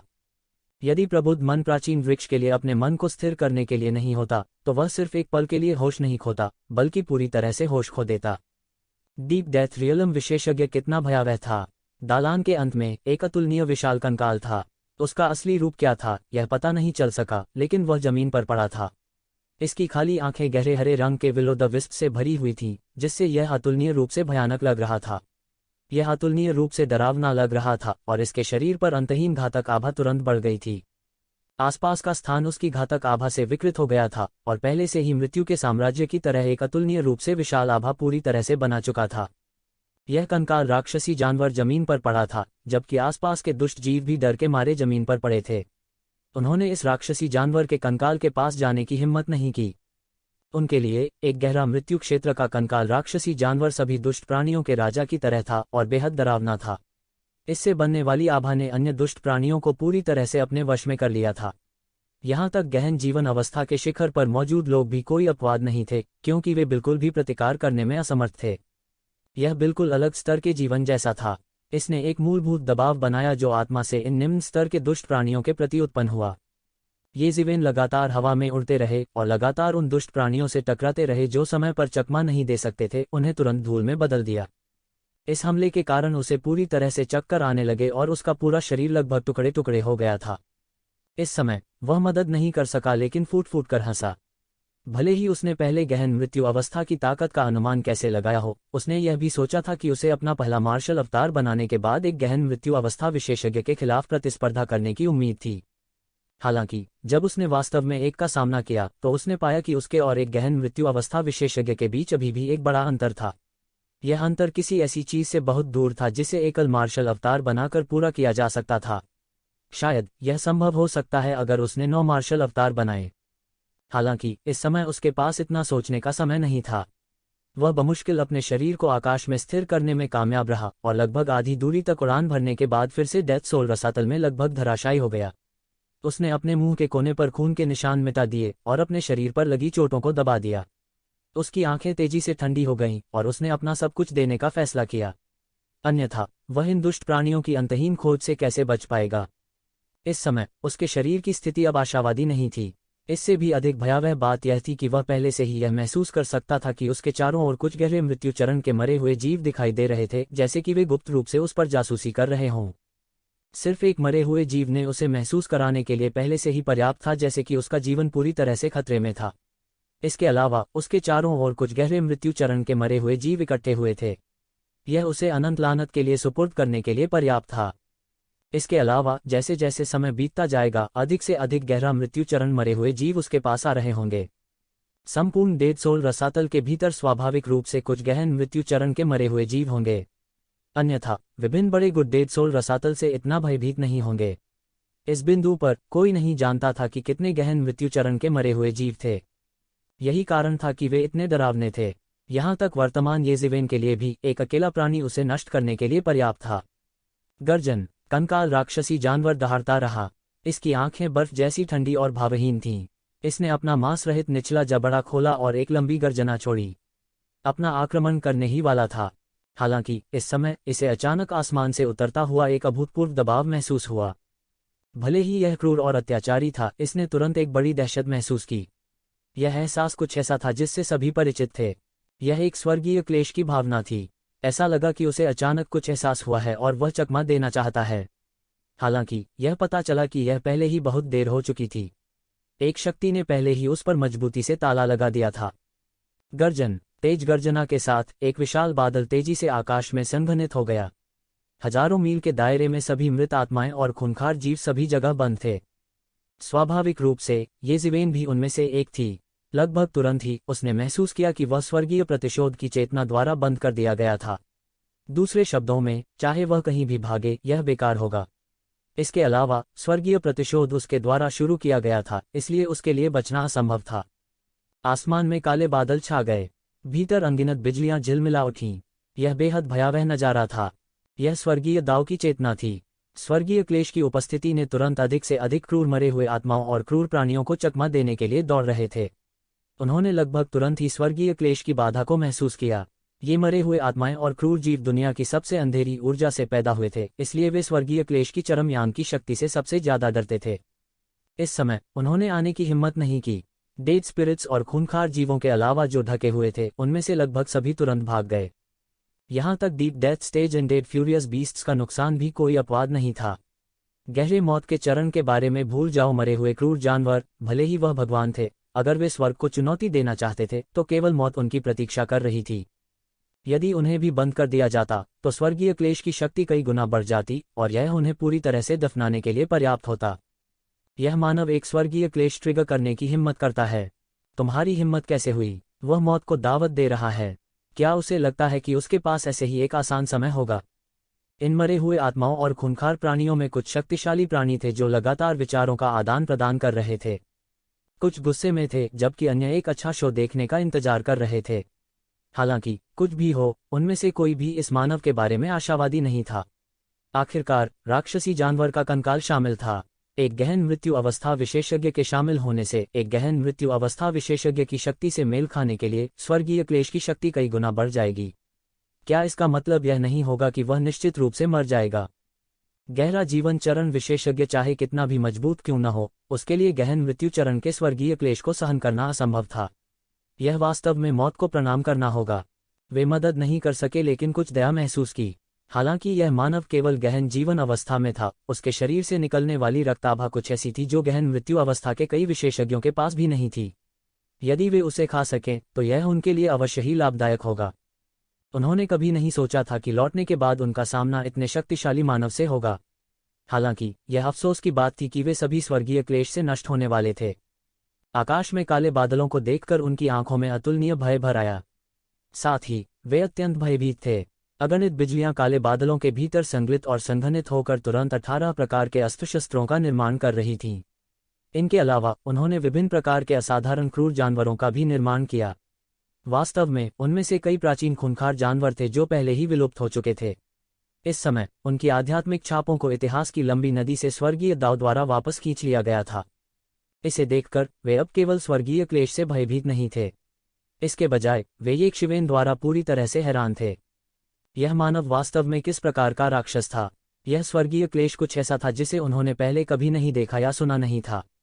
वास्तव में उन्होंने अपने पिछले जन्मों में भी ऐसा भयानक स्वर्गीय क्लेश कभी नहीं देखा था। वे सभी बहुत स्पष्ट थे कि सबसे जघन्य अपराध करने वाले किसी व्यक्ति के अलावा किसी के लिए केवल एक ही संभावना थी कि वह स्वर्गीय क्लेश को इस हद तक बदल दे। वह व्यक्ति जन्मजात राक्षसी प्रतिभा का धनी था। जघन्य अपराधों के मामले में उनकी तुलना कौन कर सकता है? उन्होंने अपने जीवन में हर तरह के बुरे कर्म किए थे। हालांकि यहां तक जब वे गहन मृत्यु क्षेत्र में आगे बढ़े तो उन्होंने कभी भी इस तरह के भयानक स्वर्गीय क्लेश का सामना नहीं किया था। यह बस डराने वाला था। इस समय संपूर्ण मरे हुए रसातल को अंतहीन स्वर्गीय क्लेश से ढका हुआ लग रहा था। यदि यह नीचे उतरा तो एक ही दिन में संपूर्ण मरे हुए रसातल को नष्ट कर दिया जाएगा। आकाश में क्लेशों की संख्या में वृद्धि हुई और स्पष्ट होता गया। वे लगातार झिलमिलाते और उछलते थे जैसे कि वे अंतरिक्ष को अलग करना चाहते थे। गर्जन। इस समय राक्षसी जानवर के कंकाल ने एक त्वरित निर्णय लिया और येज़िवेन पर हमला करने की पहल की। इसकी बुद्धि कम नहीं थी। यह कैसे नहीं समझ सकता था कि संपूर्ण स्वर्गीय क्लेश तभी रुकेगा जब वह इस शापित मानव को उसके सामने मार डालेगा। तभी इसे जीवित रहने का मौका मिलेगा। अन्यथा भले ही यह स्वर्गीय क्लेश से बच गया हो, इसे केवल मरे रसातल में अन्य शक्तिशाली प्राणियों द्वारा ही निगला जा सकता है। उसे नहीं पता था कि उसने अतीत में कितने जीवों को खा लिया था।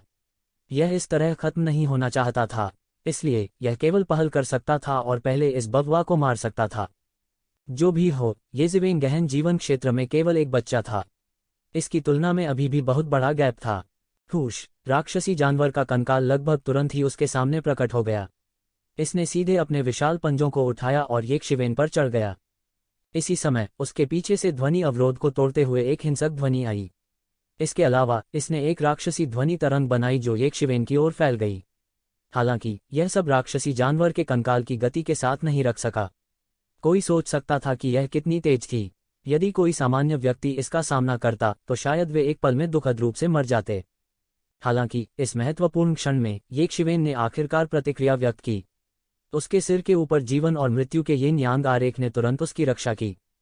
टकराना, केवल तेज धमाका हुआ। जीवन और मृत्यु के यिन यांग आरेख में लिपटे येशिवेन को सीधे थप्पड़ मार दिया गया था। उसका पूरा शरीर तोप के गोले की तरह उड़ गया। भले ही जीवन और मृत्यु के यिन यांग आरेख ने राक्षसी जानवर के कंकाल के थप्पड़ से अधिकांश भयानक शक्ति को अवशोषित कर लिया था, फिर भी येशिवेन के शरीर पर गिरने वाले हिस्से ने उसे उड़ने के लिए भेजा। ऐसा लग रहा था कि येशिवेन का शरीर फटने के कगार पर है। उसके शरीर की सतह चीनी मिट्टी की तरह थी और उस पर कई दरारें दिखाई देने लगीं। ऐसा लग रहा था जैसे अगले ही सेकंड में उनका शरीर फट जाएगा। हालांकि यह राक्षसी जानवर का कंकाल नहीं रुका। उसे पता था कि येशिवेन वास्तव में मरा नहीं था। सबसे प्रत्यक्ष प्रमाण आकाश में क्लेश के बादल थे। उन्होंने विलुप्त होने के कोई संकेत नहीं दिखाए, उल्टे वे और भी सघन हो गए थे। केवल इसी के आधार पर यह देखा जा सकता है कि यह मनुष्य न केवल मरा नहीं था बल्कि वह बहुत दृढ़ भी था। यह अपने हमले की अगली लहर शुरू करने वाला था। हालांकि इस समय स्वर्गीय प्रतिशोध ने इसे और आगे बढ़ने का मौका नहीं दिया। बूम! अचानक पहला बिजली का हथियार सीधे नीचे गिरा। इसका उद्देश्य येशिवेन पर नहीं बल्कि राक्षसी जानवर के कंकाल पर था। यह सबसे मजबूत था। इसे मौन रूप से संकट मोचक के रूप में मान्यता दी गई थी। स्वाभाविक रूप से यह सबसे पहले सजा पाने वाला होगा। टकराना, जोरदार धमाका हुआ। राक्षसी जानवर के कंकाल के विशाल शरीर को सीधे उड़ते हुए भेजा गया था, ठीक उसी तरह जैसे उसने येशिवेन को उड़ते हुए भेजा था। स्वर्गीय प्रतिशोध की शक्ति पहले ही गहन मृत्यु क्षेत्र के स्तर तक चढ़ चुकी थी। दूसरे शब्दों में, यहां तक प्रोफाउंड डेथ रियलम के विशेषज्ञ भी इसमें मर सकते हैं। यह राक्षसी जानवर का कंकाल कोई अपवाद नहीं था। गर्जन, यह आकाश की ओर गरजता है। यह लगातार दहाड़ा। हालांकि यह कुछ नहीं कर सका। आकाश में विपत्ति के बादल लगातार घने होते जा रहे थे। या तो येशिवेन की मृत्यु हो गई या उसने स्वर्गीय प्रतिशोध पारित किया था। केवल यही दो संभावनाएं स्वर्गीय प्रतिशोध को रोक सकती हैं।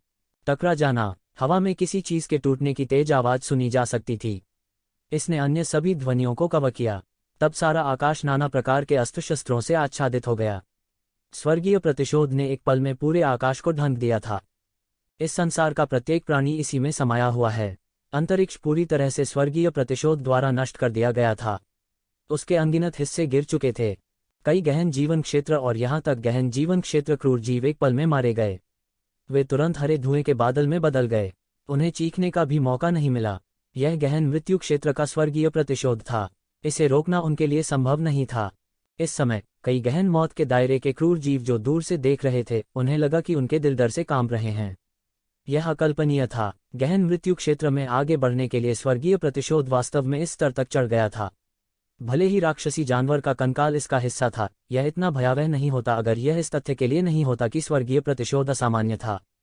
अगर उन्हें प्रवेश करना होता तो उनका प्रदर्शन बेहतर नहीं होता। बस स्वर्गीय प्रतिशोध की यह लहर उन्हें गंभीर रूप से घायल करने के लिए काफी थी। वह मानव पहले ही गंभीर रूप से घायल हो जाना चाहिए था। उसे मरना नहीं चाहिए था। वह पहले ही गंभीर रूप से घायल हो चुका था। इस स्वर्गीय प्रतिशोध के तहत मरना उसके लिए असंभव था। यहां तक वह अजीब चित्र स्क्रॉल भी उसकी रक्षा करने में सक्षम नहीं होगा। सभी खूंखार जीव ऐसा ही सोचते थे। हालांकि उन्हें जल्दी ही पता चला कि कुछ गलत था। यदि येशिवेन की मृत्यु हो जाती तो स्वर्गीय प्रतिशोध बंद हो जाता। हालांकि स्वर्गीय प्रतिशोध बंद नहीं हुआ। एक ही संभावना थी, वह वास्तव में मरा नहीं था। हाँ, वह मरा नहीं था। एकमात्र संभावना यह थी कि वह मरा नहीं था। हुआलाला, अनगिनत हथियार आसमान से गिरते रहे, सब कुछ निगल गए। इस समय ये खूंखार जीव स्वर्गीय क्लेशों द्वारा कुचले जाने की संभावना की परवाह नहीं कर सकते थे। उन सभी ने अपनी दिव्य इंद्रियों को रचना में भेजा। हालांकि उन्होंने देखा कि अंतहीन स्वर्ग के प्रतिशोध के केंद्र में एक विशाल सरणी क्षैतिज रूप से प्रकट हुई थी। अंतहीन घोस्ट हॉट फायर ने आकाश में उड़ान भरी, एक विशाल व्यूह बनाया और उसमें येशिवेन को घेर लिया। अनगिनत स्वर्गीय क्लेश गिरे, लेकिन इस गठन से पूरी तरह से टुकड़े टुकड़े हो गए। वे ये शीवेन के साथ कुछ नहीं कर सके जो अंदर ही फंसी हुई थी। इस गठन के भीतर ये जीवेन को सांस लेने का मौका मिला। उसका शरीर भी थोड़ा थोड़ा करके पुनर्निर्माण करना शुरू कर दिया, आश्चर्यजनक दर से ठीक हो रहा था। थोड़ा थोड़ा करके वह ठीक हो गया। क्या आश्चर्यजनक पुनर्प्राप्ति क्षमता है! यह चौंकाने वाला था। थोड़ी देर बाद ये जीवेन फिर से उठ खड़ी हुई। उन्होंने ठीक होने के लिए बहुत सारी ऊर्जा खर्च की थी। एक गहन मृत्यु अवस्था विशेषज्ञ बहुत भयानक था। इसने उसे लगभग एक ही पल में दहा दिया। इसके बाद होने वाले स्वर्गीय क्लेश का उल्लेख नहीं किया। अगर घोस्ट हॉट फायर फॉर्मेशन की सुरक्षा के लिए नहीं होता तो वह निश्चित रूप से अभी मर गया होता। गड़गड़ाहट। स्वर्गीय क्लेश घोस्ट हॉट फ्लेम फॉर्मेशन पर उतरे, जिससे प्रचंड लहरें उठीं। सबसे भयानक टक्कर में दोनों पक्षों के बीच ऊर्जा तरंगें बह गईं। यह दृश्य अत्यंत दहला देने वाला था। हालांकि उनकी अभिव्यक्ति में कोई सुधार नहीं हुआ। अगर यह जारी रहा तो घोस्ट हॉट फ्लेम फॉर्मेशन जल्द या बाद में पूरी तरह से ढह जाएगा। ऐसा इसलिए था क्योंकि घोस्ट हॉट फ्लेम फॉर्मेशन उस हद तक कायम नहीं रह सका। डार्कनेस मास्टर के महल में वापस महल के नीचे अनगिनत जटिल ड्रैगन नसें थीं जो घोस्ट हॉट फ्लेम फॉर्मेशन को संचालित करने के लिए आवश्यक ऊर्जा प्रदान करती थीं। अब ये जीवेन ने केवल घोस्ट हॉट फ्लेम फॉर्मेशन को दूर किया था। सारी ऊर्जा आपूर्ति एक शिवेन के शरीर से निकाली जानी थी। वह महसूस कर सकता था कि उसके शरीर की सारी ची एक पागल दर से निकाली जा रही थी। वह इसकी पूर्ति के लिए भरसक प्रयास भी कर रहा था। हालांकि फिर भी खपत उस गति से कहीं अधिक थी जिस पर वह इसे फिर से भर सकता था। उसने और देर करने की हिम्मत नहीं की। वह जितनी जल्दी हो सके युद्ध को समाप्त कर सकता था। उसने अपने सिर के ऊपर स्वर्गीय क्लेशों को देखा, फिर स्वर्गीय क्लेशों के बीच में गहरे मृत्यु चरण के कंकाल राक्षसी जानवर को देखा। इस समय राक्षसी जानवर का कंकाल स्वर्गीय क्लेश से पीड़ित होने के बाद भी अपना सिर नहीं उठा सका। एक गहन मृत्यु अवस्था अत्यधिक क्रूर जानवर स्वर्गीय क्लेश के सामने कुछ भी नहीं था। उसके पूरे शरीर से हरे रंग का धुआं निकल रहा था और वह दयनीय अवस्था में लग रहा था। उसकी लोहे जैसी हड्डियों में दरारें आ गई थीं। यदि उसके शरीर पर मांस और खून होता तो उसके मांस के फटने का दृश्य पहले से ही देखा जा सकता था। यहाँ तक एक भौतिक शरीर जिसे हजारों बार संयमित किया गया था, वह भी ऐसे भयानक स्वर्गीय क्लेश के सामने कुछ भी नहीं था। इस कंकाल राक्षसी जानवर ने अपने जीवन में इतना भयानक स्वर्गीय क्लेश कभी नहीं देखा था।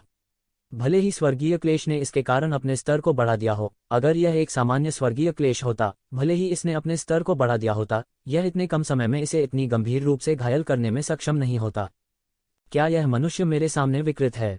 यह इस समय था कि यह भयावह रूप से महसूस हुआ कि उसके सामने का मानव घोस्ट हॉट फ्लेम फॉर्मेशन को झेलते हुए कदम दर कदम उसकी ओर चल रहा था। उसका हर एक कदम अनगिनत स्वर्गीय क्लेशों से टकराता था, एक भयानक तूफान पैदा करता था जो बह गया। यह बहुत भयानक था।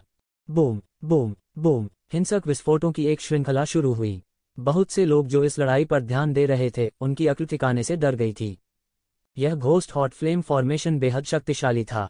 यहाँ तक कि गहन मृत्यु अवस्था के विशेषज्ञ भी स्वर्गीय क्लेश को रोक नहीं सके। हालांकि यह वास्तव में इसे पूरी तरह से ब्लॉक करने में सक्षम था। कुछ लोग ऐसे भी थे जो जानते थे कि डार्कनेस मास्टर के खजाने में एक घोस्ट हॉट फ्लेम फॉर्मेशन था। हालांकि उन्होंने लंबे समय तक डार्कनेस मास्टर के खजाने में घोस्ट हॉट फ्लेम फॉर्मेशन को प्रतिष्ठित किया था, वे इसे कभी प्राप्त नहीं कर पाए थे। ऐसा नहीं था कि वे नहीं चाहते थे, लेकिन वे इसके बारे में कुछ नहीं कर सकते थे। गहन मृत्यु अवस्था के चरम पर कुछ अस्तित्व भी थे, लेकिन वे इसके बारे में कुछ नहीं कर सकते थे। अब यह वास्तव में एक मानव द्वारा छीन लिया गया था। यह बस अविश्वसनीय था। कई लोग ऐसे भी थे जिन्होंने लालची भाव प्रकट किए। एक बार जब यह मानव स्वर्गीय क्लेश के तहत मर गया तो वे घोस्ट हॉट फ्लेम फॉर्मेशन को दूर करने में सक्षम होंगे। उनकी आंखें तेज और चतुर थीं। उनमें से कई पुराने राक्षस थे जो दसियों हजार वर्षों तक जीवित रहे थे। साथ ही अपने पिछले जन्मों की यादों के साथ वे अनुभवी और जानकार थे। वे कैसे नहीं देख सकते थे कि घोस्ट हॉट फ्लेम फॉर्मेशन की वर्तमान स्थिति इस तरह जारी नहीं रह सकती। एक बार समय समाप्त हो जाने पर यह शापित मानव निश्चित रूप से अंतहीन स्वर्गीय क्लेश के तहत मर जाएगा। उनके लिए वापसी करना बिल्कुल असंभव था। ये जीवेन कंकाल राक्षसी जानवर के सामने कदम से कदम मिलाकर चली। वह भावहीन और अतुलनीय रूप से ठंडा था। उसकी आंखें मारने के इरादे से टिमटिमा रही थीं। अगर यह राक्षसी जानवर का कंकाल नहीं होता तो वह यहाँ नहीं फंसा होता। यह सब इस कंकाल राक्षसी जानवर के कारण था। उसके हाथ में इमेजेंस इमोर्टल एक्सटर्मिनेटिंग सेबर दिखाई दिया। एक चौंकाने वाली जानलेवा आभा आसमान में उड़ गई। यहाँ तक आकाशीय बिजली का क्लेश भी इस चौंकाने वाली जानलेवा आभा को रोक नहीं सका। इस आश्चर्यजनक हत्या के इरादे ने आत्माओं के रसातल में सबसे शक्तिशाली प्राणियों को भी सतर्क कर दिया था। कुछ पुराने राक्षस जो दसियों हजार वर्षों से सो रहे थे, एक बार में जाग गए और अपने दिव्य विचारों को इसकी जांच करने के लिए भेजा। मैं तुम्हारे जीवन को एक स्लैश के साथ ले जाऊंगा। येज़िवेन ने इमेजेंस इमोर्टल एक्सटर्मिनेटिंग सेबर को पकड़ा और नीचे गिर गई। फारना, कृपाण की चमक ने अंतरिक्ष को अलग कर दिया, जिससे एक उग्र लहर बन गई जो कंकाल राक्षसी जानवर की ओर फिसल गई। कंकाल राक्षसी जानवर लंबे समय से स्वर्गीय क्लेश से पीड़ित था, जब तक कि वह हिल नहीं सका। यह केवल बलपूर्वक स्वर्गीय क्लेश के बपतिस्मा को सह सकता था। इस समय येज़िवेन का प्रहार इतना तेज था कि इसने लगभग सभी स्वर्गीय क्लेशों को काट दिया। वह बस इसे चकमा नहीं दे सका। यदि उसने सामान्य समय में इस ब्लेड का उपयोग किया होता, तो जब तक यह चुपके से हमला नहीं होता, उसके लिए इस कंकाल दानव जानवर को मारना असंभव होता। हालांकि ऐसे में इसने उन्हें स्ट्राइक करने का सबसे अच्छा मौका दिया था। टकराना, जोरदार धमाका हुआ। अगले ही पल राक्षसी जानवर के कंकाल का पूरा शरीर दो हिस्सों में बंट गया। एक पल में यह अंतहीन स्वर्गीय क्लेश से घिरा हुआ था। एक बार अतुलनीय रूप से शक्तिशाली गहरा मृत्युचरण राजा तुरंत राख में बदल गया। येज़िवेन ने तुरंत महान परिवर्तन तकनीक का इस्तेमाल किया और तुरंत अपने हाथ में कंकाल राक्षसी जानवर की शक्ति को पकड़ लिया ताकि इसे स्वर्गीय क्लेश से अलग होने से बचाया जा सके। बूम! जैसे ही शक्ति पच गई और नष्ट हो गई, येज़िवेन के शरीर पर अनगिनत छिद्र तुरंत खुल गए। वे विभाजित हो गए और अनंत जीवन शक्ति छिटक गई। उनके चेहरे पर असामान्य रूप से उदास अभिव्यक्ति दिखाई दी। वह चौंकाने वाली शक्ति से पूरी तरह से अभिभूत था। यह गहन मृत्यु अवस्था विशेषज्ञ की पूरी ताकत थी। भले ही महान कला परिवर्तन तकनीक पूरी ताकत को पूरी तरह से अवशोषित करने में असमर्थ थी, यहाँ तक इसका एक छोटा सा हिस्सा पहले से ही काफी चौंकाने वाला था। स्वोश! येज़िवेन ने तुरंत अपने शरीर में एक भयानक शक्ति को उबलता हुआ महसूस किया। उन्होंने अपने फिस्ट डाउ अवतार को फिर से भरने के लिए जल्दी से इसके एक हिस्से का मार्गदर्शन किया। पिछली लड़ाई के बाद उनका फिस्ट डाउ अवतार, जो पहले से ही कमजोर हो चुका था, एक पल में अपनी चरम स्थिति में आ गया था। फिर भी वह अभी भी पूरी तरह से शक्ति को पचा नहीं पाया था। उसके रोमछिद्रों से और भी अधिक शक्ति लगातार निकलती रहती थी। अनगिनत मात्रा में खून भी निकला।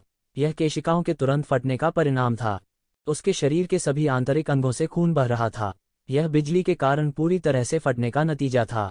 इस समय वह कुछ पछता रहा था। उन्होंने केवल एक मुट्ठी डीएओ अवतार की निंदा क्यों की? वास्तव में वह यह भी महसूस कर सकता था कि यदि वह कुछ और मार्शल डाउ अवतारों की निंदा करता है तो वे तुरंत शक्ति द्वारा भर दिए जाएंगे। हालांकि अंतिम समय में रटने में बहुत देर हो चुकी थी। उसने अपने दांत पीस लिए और केवल एक विकल्प बना सका। हुआलाला! एक पल में अनगिनत स्वर्गीय क्लेश उसके शरीर पर उतरे। घोस्ट हॉट फ्लेम फॉर्मेशन भी पूरी तरह से मुकर गया था। जब स्वर्गीय क्लेश उसके शरीर पर उतरे तो उसकी त्वचा और मांस एक पल में फट गए। उसका पूरा शरीर पका हुआ लग रहा था। खून की एक बूंद नहीं थी। यह ऐसा था जैसे वह पूरी तरह से पक गया हो, या शायद यह कहना अधिक सही होगा कि उसे तला गया था। उसका पूरा शरीर एक अतुलनीय भारी आघात सह रहा था। बिजली के हर एक बोल्ट में 1000 कैटीज की ताकत थी और माउंट ताई जितना भारी था। हालांकि उनकी सारी शक्ति एक ही बिंदु पर केंद्रित थी, और जब वे नीचे गिरे तो कोई भी कल्पना कर सकता था कि बिजली के ये बोल्ट कितने भयानक थे। उसके शरीर की सतह पर बड़ी मात्रा में आध्यात्मिक ईथर संघनित हो गया, एक रक्षात्मक ढाल को सहारा देते हुए उसे अपनी सांस पकड़ने का मौका दिया। जिस क्षण इस रक्षात्मक ढाल को खड़ा किया गया, उस पर अनगिनत बिजली के बोल्टों की बमबारी की गई और वह पूरी तरह से नष्ट हो गया। फिर और भी अधिक आध्यात्मिक अथ उसके शरीर से बाहर निकला, जिससे एक नया रक्षात्मक कवच बन गया। इस तरह यह निरंतर था और अंततः उसे अपनी सांस पकड़ने का मौका दिया। उसी समय उसके शरीर में ट्रू एसेंस को और भी अधिक चौंकाने वाली गति से भस्म किया जा रहा था, और यह घोस्ट हॉट फ्लेम फॉर्मेशन को सक्रिय करने के लिए आवश्यक ट्रू एसेंस से भी अधिक था। हालांकि क्योंकि उसने पिछले कंकाल दानव जानवर की सारी शक्ति खा ली थी, वह इस समय भी पकड़ में था।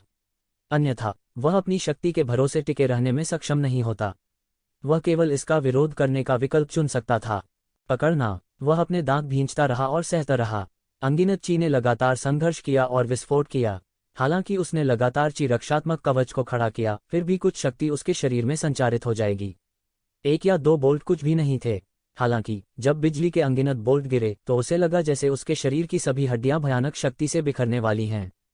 यह बहुत भयानक था। यहाँ तक एक गहन मृत्यु अवस्था विशेषज्ञ भी इस तरह के स्वर्गीय क्लेश से गंभीर रूप से घायल हो सकता है। वे मर भी सकते हैं, उसकी तो बात ही छोड़ दें। इसलिए वह केवल सह सकता था और सहन कर सकता था। वह अपने दांत भींचना जारी रखता था क्योंकि वह ऑब्जर्विंग पसंद स्क्रिप्चर को प्रसारित करना जारी रखता था। उसके शरीर के भीतर का ब्रह्मांड भी पागलपन से घूम रहा था। वह ऐसी परिस्थितियों में गहन मृत्यु अवस्था में प्रवेश करना चाहता था। भले ही यह अतुलनीय रूप से खतरनाक था, यह उसका एकमात्र अवसर था। ऐसा करने से ही उसके पास इस जगह को जिंदा छोड़ने का मौका होगा।